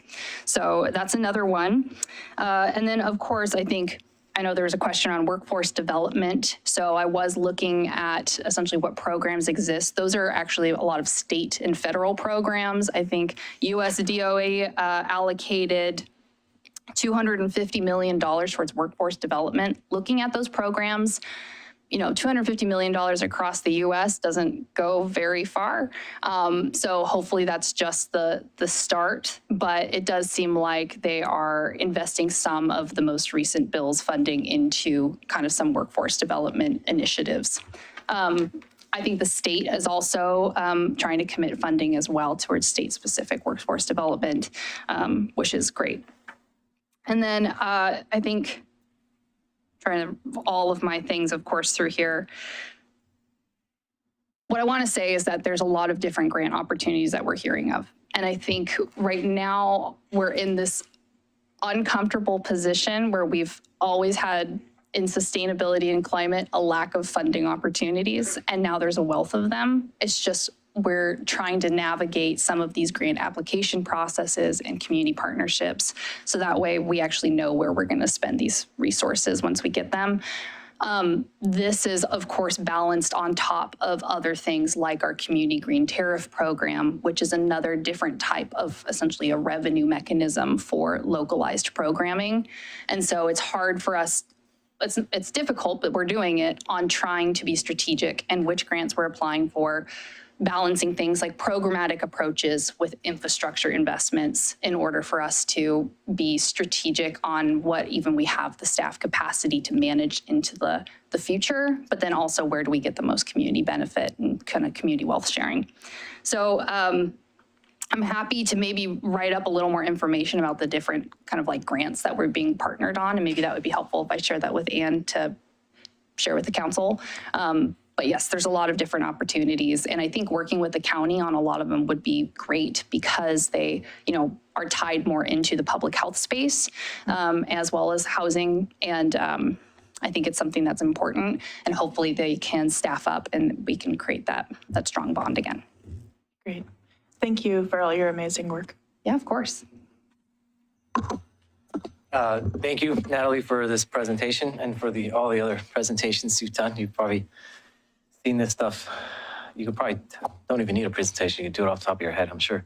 Couple questions. I want to touch on what Councilor Stavengewart said. It's,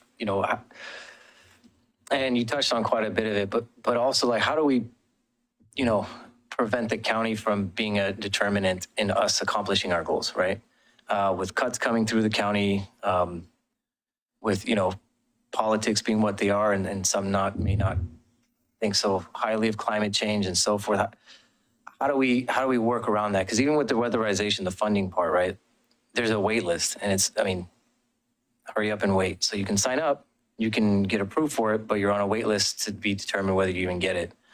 So how do we avoid that to where if the county is dragging their feet in one area, we can step in and kind of take the baton and maybe not do it to the extent of the county, but at least fill a gap where one is created to where it doesn't push our goals farther back. I guess that's my first question. I don't know if you can answer that, but. Yeah, no, it's a good question. And it's one that I think we see often in kind of government climate planning because you have communities with different goals, different policies, rural, urban divides, red leaning, blue leaning. And what I find, especially working with other staff and other both red and blue, big and small, we all kind of have that same goal in mind, which is providing services and assets to residents and businesses. And so I always have admired the way that Hood River went about their own energy planning because they are a great example of a community that had to really figure out what their community members aligned with when it came to things like climate planning. And they fell on things like energy resiliency, energy independence, providing additional economic opportunities for their agriculture sector through things like in-pipe hydro. I mean, climate was probably not mentioned very frequently in their planning documents, but at the same time, they're decarbonizing their energy sector. They're bringing, localized energy generation, and they're probably investing in things like their utility infrastructure to benefit kind of their natural resources. So I think it's a matter of how we talk about it. And I think this is also important for any audience, especially residents and community members who, like we've talked about tonight, might be worried more about keeping lights on than they are about the future of PGE's portfolio. But what I like to say is folks care about what's outside their door. And so if we can do things that are pairing with the county on things like weatherization is a great example, because I think everyone knows what it's like to have the leaking storm windows or, the insulation, like in my house where you stand in front of a wall and somehow you feel a gust. And that's, it's a common shared problem. And I think that the county, especially county staff, would be happy to figure out how we can partner on getting funding to residents and our business community in that way too. And the county also, it's always difficult to talk about kind of our climate programs as one single entity, because like I've said, there's so many things that we're doing that really hit the entire spectrum of what public service is. Natural resources, working with Wes over at Clackamas County, they invest and they do a lot for improving our natural resources space. And I'm sure that they're also keeping their eyes towards things like the climate-friendly equitable communities requirements and building code. I think, of course, the challenge will just be finding that common shared language that everyone can feel good about at the end of the day for signing their name to. I think resiliency, just overall community improvements and accessibility to transportation infrastructure, regardless of if it's a sidewalk or an EV charger. I think that's going to be the way that we form any partnership, and especially with the county, because I think they care about those things too. Thank you. I appreciate that. My second question, with the various grant and funding channels that we look at, has there been discussion and/or is there opportunity for any type of incentive programs to help us achieve our climate goals, to help incentivize the public to not only save money, but to also accomplish some of the climate goals we've set? Yeah, absolutely. I think there's a variety of paths there for localized incentives. And also the funding ones that I mentioned, that really only even hits the transportation and the energy sector. We're also watching some other kind of natural resource funding opportunities too.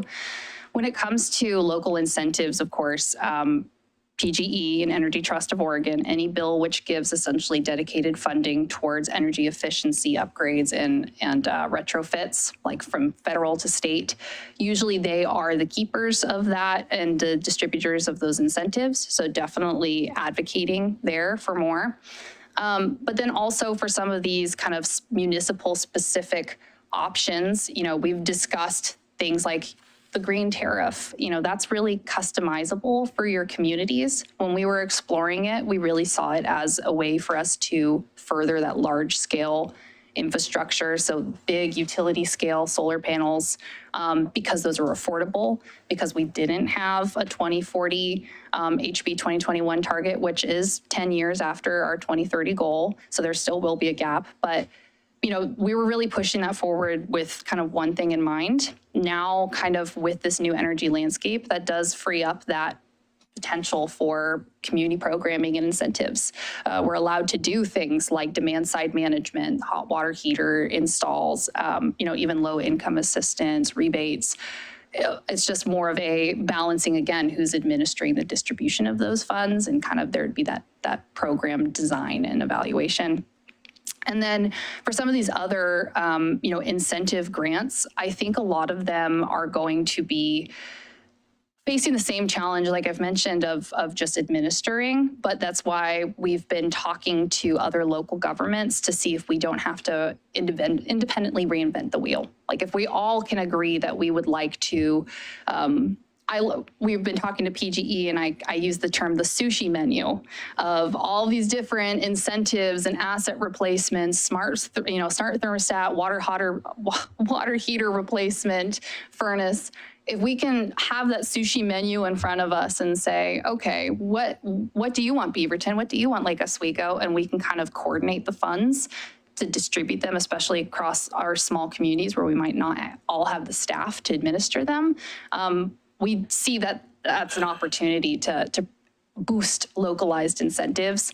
It's just whether or not we want to use, any sort of tariff mechanism for that. If we want to essentially come up with these gift-wrapped programs and just wait till the right funding comes. So it's something we're definitely exploring. It's always just more of that administrative capacity challenge and are we going to do this solo, or does it make sense to try to pool our resources? So we're looking at them. I can't promise you anything right now because I don't even know what's closed and open, Right. but we'll apply for them for sure. I appreciate it. Thank you very much for all the work and again, the presentation and just what you've done for Milwaukie. Thank you. Of course, thanks. Okay, Councilor Massey? Well, thanks, Natalie. I don't know where to begin. There's a lot of information here. I've heard, this ongoing laundry list of opportunities and grants and funding and all this other kind of stuff. It's kind of like a once in a lifetime opportunity. But Milwaukie has you and a small team. Can we really exploit those opportunities with what we have? Grant writing is a full-time job. It is a lot of work, and we've been very fortunate in that the relationships that we've formed with community partner organizations and entities have really helped lift our applications, and they've been leading this work. Some communities, like for example, the Troutdale EV, and it's Troutdale. Tualatin. I wrote down Tualatin and I wrote down Troutdale. I apologize. Tualatin. I knew that was odd. The Tualatin EV grant, they kind of volunteered to lead that, which really allowed a lot of other communities to kind of partner.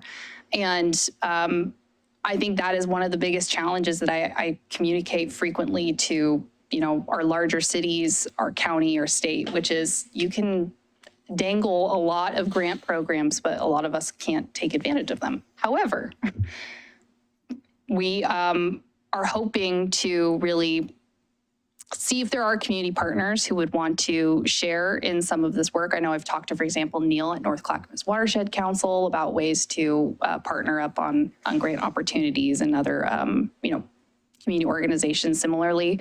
It's hard because somebody has to do the grant writing. So I encourage folks who are listening, if you hear of partner organizations, nonprofits who are interested and they're like, I have a great idea, I just need money, definitely reach out to us. And I think that we can explore ways to start to kind of package up and gift wrap some of these programs.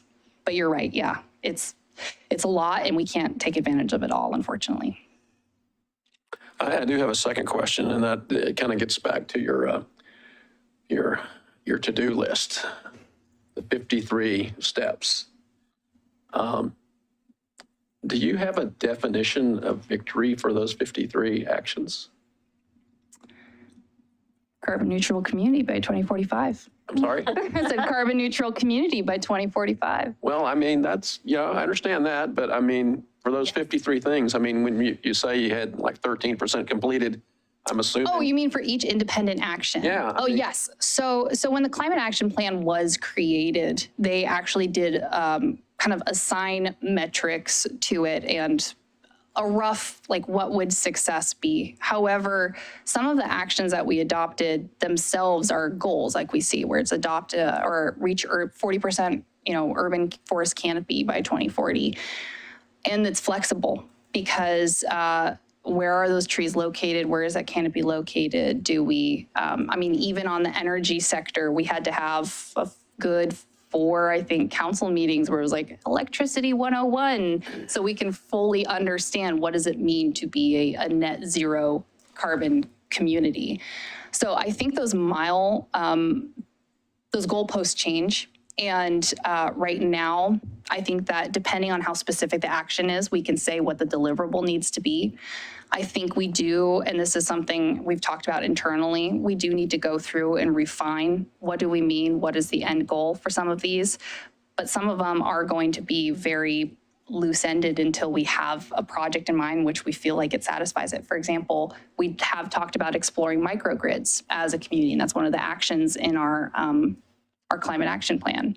But we don't know, we haven't ever set how many microgrids, for example. Is there spatial? Is there a number of community residents participating? And setting metrics themselves is a whole, a program to further define how we want to achieve these. So this is why we kind of have it loose in order to kind of keep it flexible also to balance community and council priorities. But there are general milestones or goalposts for each action. It's just whether or not we want to change those over time, which is why we also evaluated our climate action plan every 5 years, I think. Thank you. Of course. If I could just add too. I mean, some of them actually have definitive completions, like update the stormwater master plan. So there are strategies that we've identified in there that have sort of clear objectives. So, especially when they're tied to like a deliverable, like a product or a document being produced. I think it's where it's more challenging is things like one of ours is work with PGE to achieve carbon-free electricity by 2030. And it's like, I guess that means carbon-free electricity by 2030 is our milestone. I also would just add, Counselor, you asked a great question about resources. And I think it's not just the grant writing, it's also the rolling out of the cash and getting it into the hands of our community members. So I just want to make sure I call out that right now, Natalie is the program. And so we had a great conversation, I don't even know, like 2 months ago, about how much work it is when we move into the educational realm from the policy realm in terms of her time commitment on just moving each of those programs forward. You really want to do them in some ways independently of each other. So for instance, I'm guessing the fee will come up tonight. That's one sort of independent thing to some of these other educational campaigns. So it's just, it was a great question. I just wanted to add, even once we get the money, it's an extra layer. Thank you. Do you have any other questions, Council? Okay. Council President Nicodemus? Thank you, Natalie. You're welcome, Dizzy. I don't have any questions. Oh, okay. Yeah, thank you, Natalie. I mean, the thing I took home from reading this was really how much that I didn't have an appreciation for before was how much you really have successfully integrated into departments and into the city's ongoing work, which is really great. I had a lot of questions, but not all of them are really that germane. So I'm just going to ask you a couple of them. And one of them that really, the whole thing about transportation sector being the largest user, and the fact that gas purchases increased in 2020 really took me by surprise because we heard everybody stayed home in 2020. But I wondered on a global scale, I'm sure there's not, or on a national scale, there's not going to be anything specific to Milwaukee on this, but have you seen any analysis on what percentage of that transportation sector is delivery services, is Amazon, is DoorDash, is Instacart? We have become a society that expects things to come to our door, and it actually has a cost in terms of the climate, right? Right. Yeah. No, definitely. I think that kind of those commercial shipment is one factor in emission scope. So there's different kind of like community-based emissions compared to sector-based emissions, which is why you tend to see you have your sector-based emissions being, X, and then community-based emissions being like 2 times that amount, because we are a community of importing and exporting goods For the local delivery services, I haven't specifically seen kind of what percentage of emissions in a community, like from an inventory, can be allocated to that. It's also I'm imagining a challenging sector or a challenging transportation method to really pin down in terms of emissions, simply because the way that we measure transportation emissions is by gas consumed and purchased, which is actually part of the reason that we saw probably an increase in transportation emissions in Milwaukie is because people were staying home. So they maybe weren't leaving their community to buy gas. And so this is exactly why when you're a small community, these numbers start to get you have to look at them very critically to kind of see what story they're telling. I believe that the transportation sector increased in emissions because of things like individual purchases and shipments. I myself am guilty of saying I need this now and not wanting to wait for the good old fashioned US Postal Service. But I think there are, especially as electric vehicle options start to expand for fleets, I do think that there is going to be more options for these kind of more challenging vehicle types, like those box kind of trucks and vehicles. But yeah, it's really difficult to pull out that sector because those businesses are often not, they either have to be independently reporting kind of what their fuels purchases are, or we kind of have to just back the envelope math of from a one distribution center to a home and back and forth. Garbage hauling trucks are the same thing, right? Where it's like, if you have multiple routes, multiple days of pickup, that's a lot of emissions right there.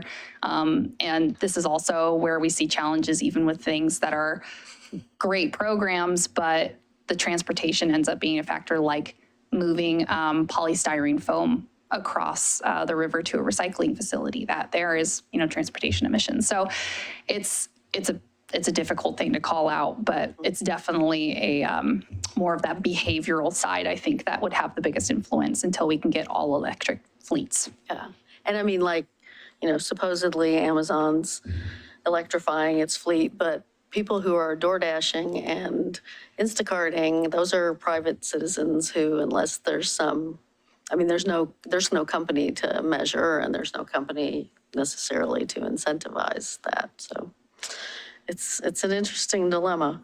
The other question I had, so we had some good news recently that, the two big three apartment complexes opening this year, one in Waverly, entirely electric, and the other two, 7 Acres and Henley Park, have gas water heaters and have or a central gas water heating system, and have and at 7 Acres, it's not even everybody. It's just one building, the one large building that has that. Otherwise, it's all electric.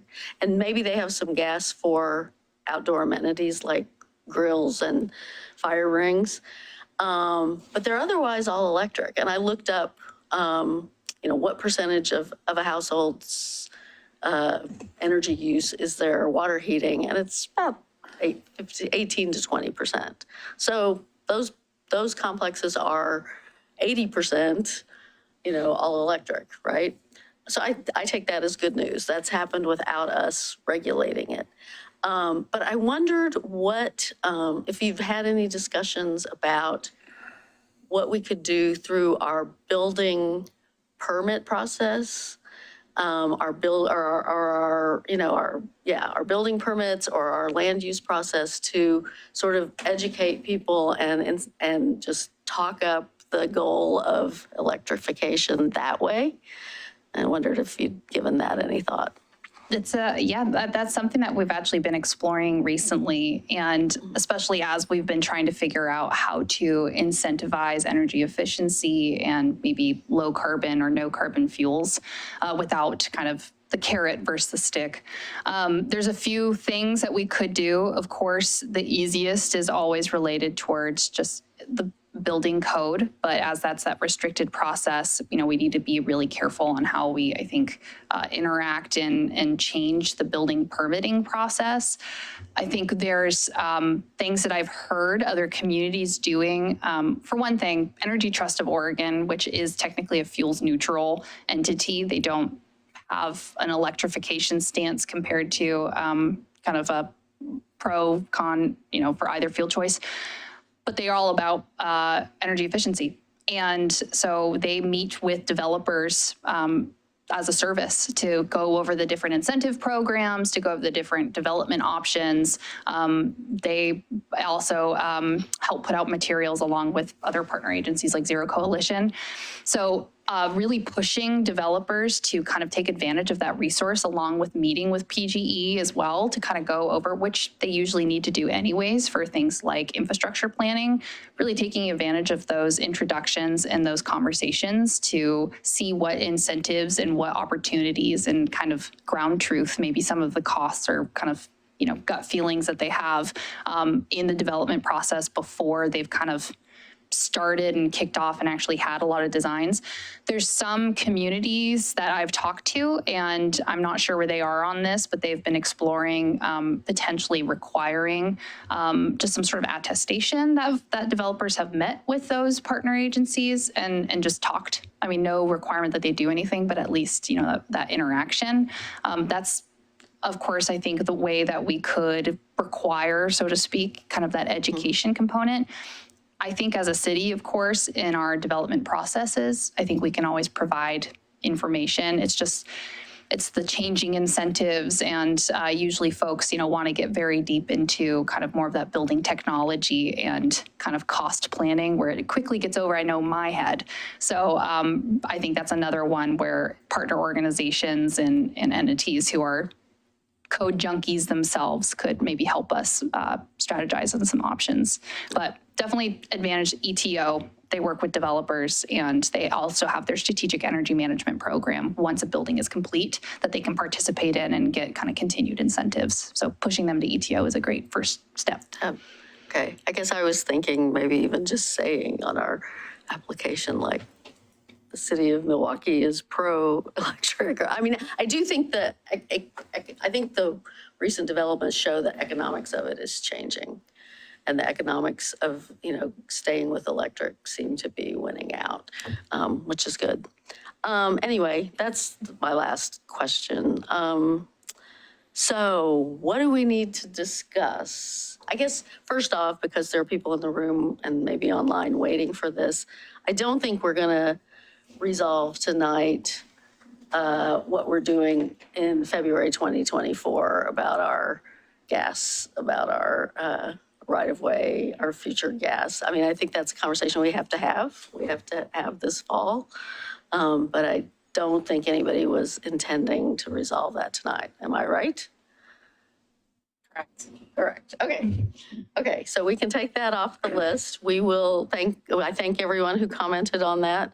And yeah, we have to decide what we're doing by February 2024 when our right-of-way agreement with PGE ends. But we have a little breathing room to take that on. And that'll be another probably lengthy discussion of its own. So what else do we need to, are there other things? I mean, I've heard a lot of stuff talk tonight about work with the county, creating incentives, et cetera. And I guess I just want, I don't want there to be confusion about, your priorities, I guess. And so you've told us your priorities are the green tariff, the city's own buildings, the project to assess the electrification of the city's own buildings, and EV infrastructure. Yes, as the large projects. And then I think we're going to continue to nudge these either grant opportunity applications along, as well as just take advantage of any small kind of quick term project opportunities that do come across our plate. Usually that's not like bigger policy project plans. So as long as that sounds like, that matches. What I wanted to tonight is just make sure were these still matching council's priorities on kind of hitting the big, right now it's the big emission sectors, and they're kind of the big policy kind of plans, which could have large emission reduction impacts.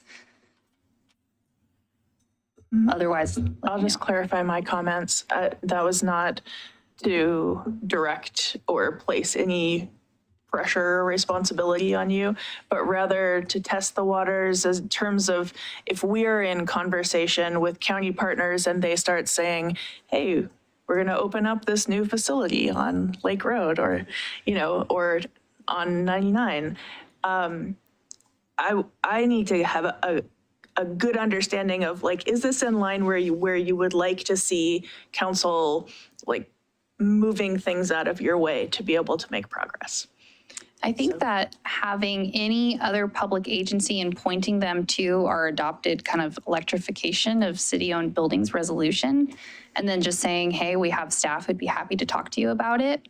I think that is a great way to start forming those connections again. And if there are county staff, I mean, there are many departments here in Milwaukie where, learning what they do is a big part of making sure that we have impactful collaboration. I'd happy to meet and be introduced to new folks as you see out in the area who think could also benefit from learning about our own resolutions. Okay, great. And I guess I'll say, yeah, I'm always happy to, I can think of some of those facilities you're talking about, and I'm always happy to call the county and say, you need to make that all electric. See if we get there. But I guess we heard a lot of ideas tonight about public outreach, about, more, outreach to youth, about creating our own incentive programs as well as educating. I do think there's work happening to educate people on, to create a central clearinghouse. We heard that a couple of times tonight for all the federal and state incentives. So I do think that's coming and we don't need to be reinventing that wheel. But it does seem to me there was a lot said tonight about things we could be doing if we had more staff. And so,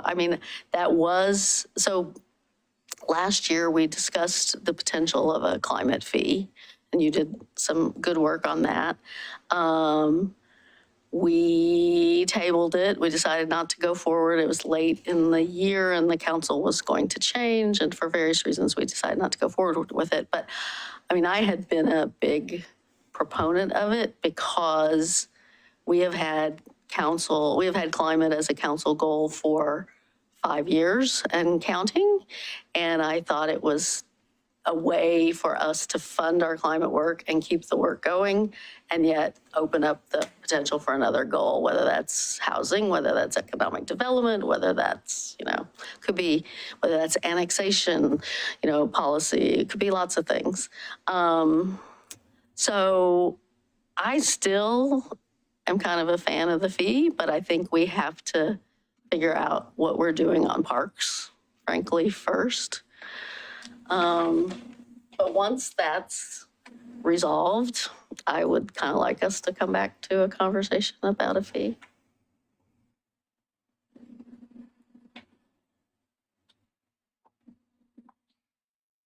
And I guess one of the questions in my mind is, does a fee, it sounds like, does a fee have to be, well, a fee doesn't have to be permanent. Necessarily, there's, a future council can undo a fee. But, does it even have to be envisioned as permanent, or can it be a 5-year, a 7-year thing to get us to 2030 and hopefully to, where we've achieved most of the things in our climate action plan, or we've gotten on track to our goals.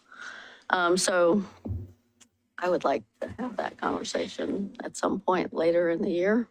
Well, and we can have the conversation whenever you would like. I wanted to just let you know that at 10 o'clock, we actually have to extend the meeting because we don't have an ordinance. So if people wanted to have a later night, we just need to have a motion at some point in the near future. Thanks. Well, we do have a couple of staff of council reports, we've been told, so those probably won't take 15 minutes, but is there anything else we need to talk about on this? Or should we just move on to council reports? So can I just make sure I'm clear then, and what I'm hearing you, if there's no further discussion? Right now, the work plan as it stands, it stands. We're going to come back in a few months. We're going to try and do these quarterly-ish, just because that's how often we try and do council goal updates. And at some point, someone will say, we'd like to now enter into a conversation about either something like the ban or into the fees, the new fee or something to that effect. We'll have more information at that time. Am I reading the room right?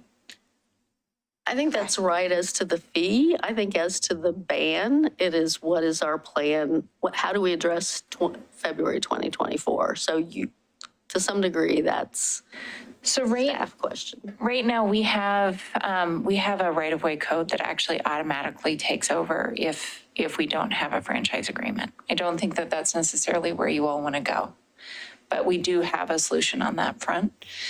We can make sure we have more information at the next meeting about what that could look like, depending on what you'd like to do. Okay. Does that work for you, Natalie? Absolutely. Okay. Then I think we're done with this item. Thank you, Mayor. Okay, well, thank you very much, Natalie and Peter, for sticking in so long. Okay, so what we have left, there are no public hearings, council reports, and Councilor Koster-Body, I know, has a couple. Anybody else? Okay. Go ahead. Yes, thank you, Mayor. I actually have two. One from the West meeting in May that I should have actually done this 2 weeks ago. But it was just going over the budget and just breaking down what their budget priorities are. They're continuing the CIP implementation, renew replacing infrastructure, provide services in the most cost-effective, efficient manner, and plan for long-term financial stability. Those are the budget priorities for West. Their proposed budget is $288.9 million. Revenues are expected to increase by 8%. The capital outlay with the biggest increase of $21 million. They had a breakdown of where your dollar goes.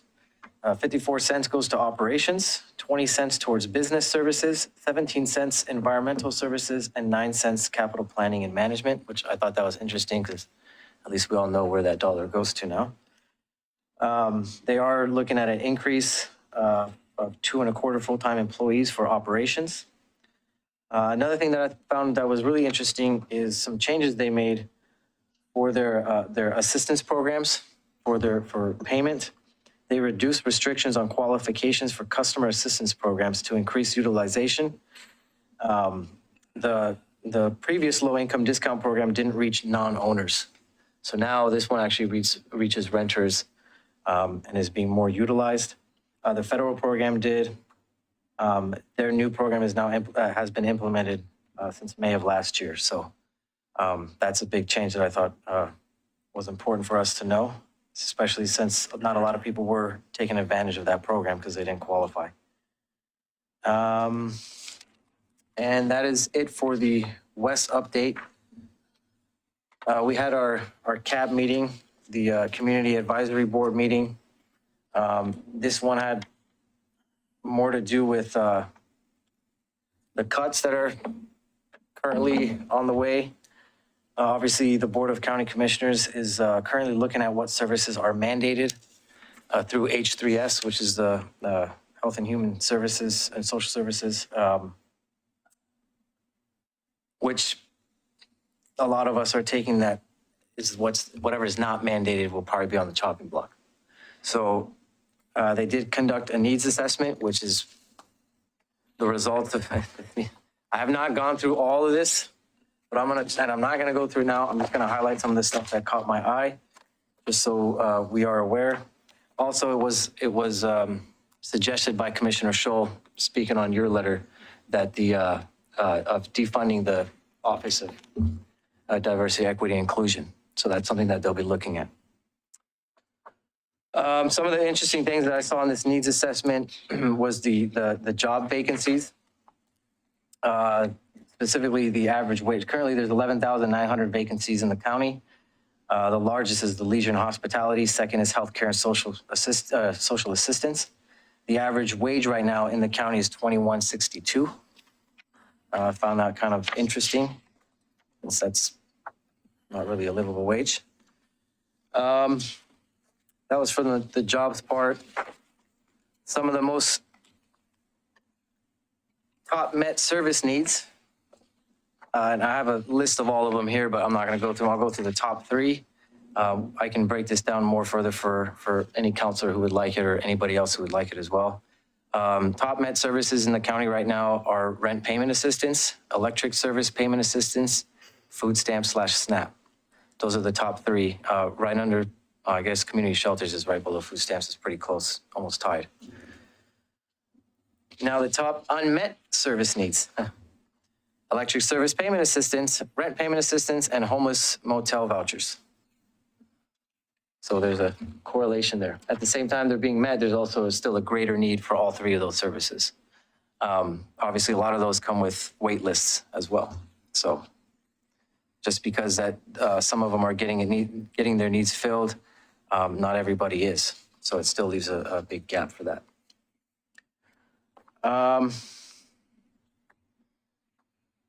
So those are people, the rent, just taking rent assistance as an example. There are people who have applied and they're not getting rent assistance through the program. They haven't yet, or they're on a wait list, or it's still, because not everybody who applies for it gets it, because the funding. So it's still the greatest need. Even though it's the greatest need that's met, it's still the greatest need in the county for additional. Well, the county just allocated $5 million for this year, $5 million a year for 3 years. Mm-hmm. Yeah, I don't know what do you know what the number? No, this is just a survey of respondents from people who live in the county. Curious as to whether that'll meet the need or not. I think they said that it probably most likely was not going to. Some demographics about the survey I thought was interesting. The CAP survey respondents, of all the respondents, there was 53.5% that had an income level of $36,000 or less. 36.8% have a disability. 13.4% are veterans of the respondents. 85.3% are white alone combined. Hispanic, Latinx, 8.2%. American Indian, Native American, 4.2%. Asian is 3.5%. Black African American, 1.7%. Native Hawaiian, Pacific Islander, 0.9%. Some other race, 4%. Slavic, 1.9%. As far as the income of $36,000 or less, it looks like the right people are responding to the survey based on the 53.5%. So the survey is reaching who it needs to in that aspect, although still not getting to everyone. And just some of the comments from some of the respondents was struck me as well, because the county asked, what did we forget to ask that you think we should know?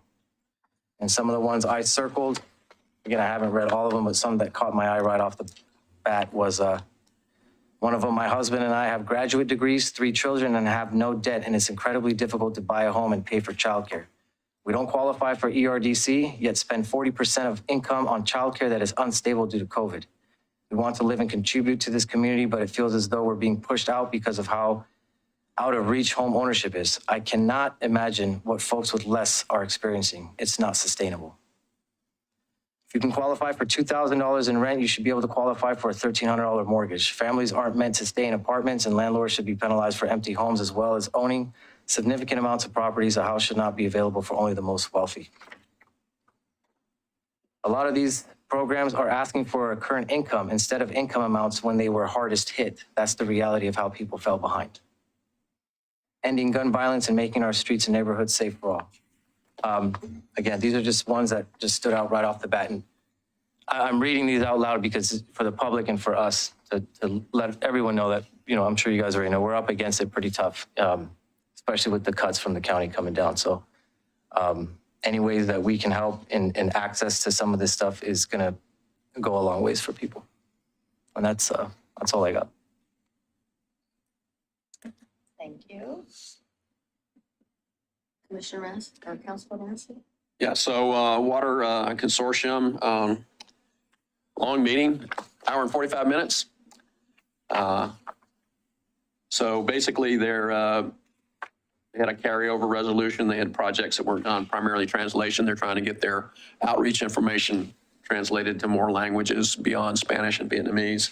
So that's, they have an agreement with Portland for support services and that kind of thing. And that's coming up for a renegotiation because it was put in place in 2005. So had elections. The new chair is Kevin Williams. The vice chair is Renee Browse.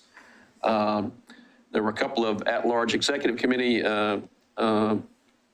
openings. No one volunteered, but there was only half of the people there, so they just put it off to the next session. Big training workshop this fall, which will be at the Clackamas Riverside Park, where this is their emergency drill. And one of the new things that they're doing is they're bringing in some healthcare organizations to go through their provider plans for some healthcare facilities. As far as youth education goes, this was a big deal with the consortium, and they have had a contract with an outfit called Mad Science, and they're basically going out of business. And so they thought that this was a good opportunity to reset this and decide what they want to do going forward.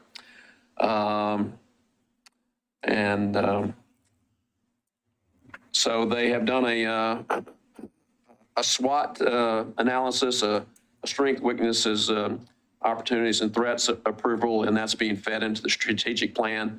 They have a draft of the strategic plan, and they'll have it ready for submission for the October meeting.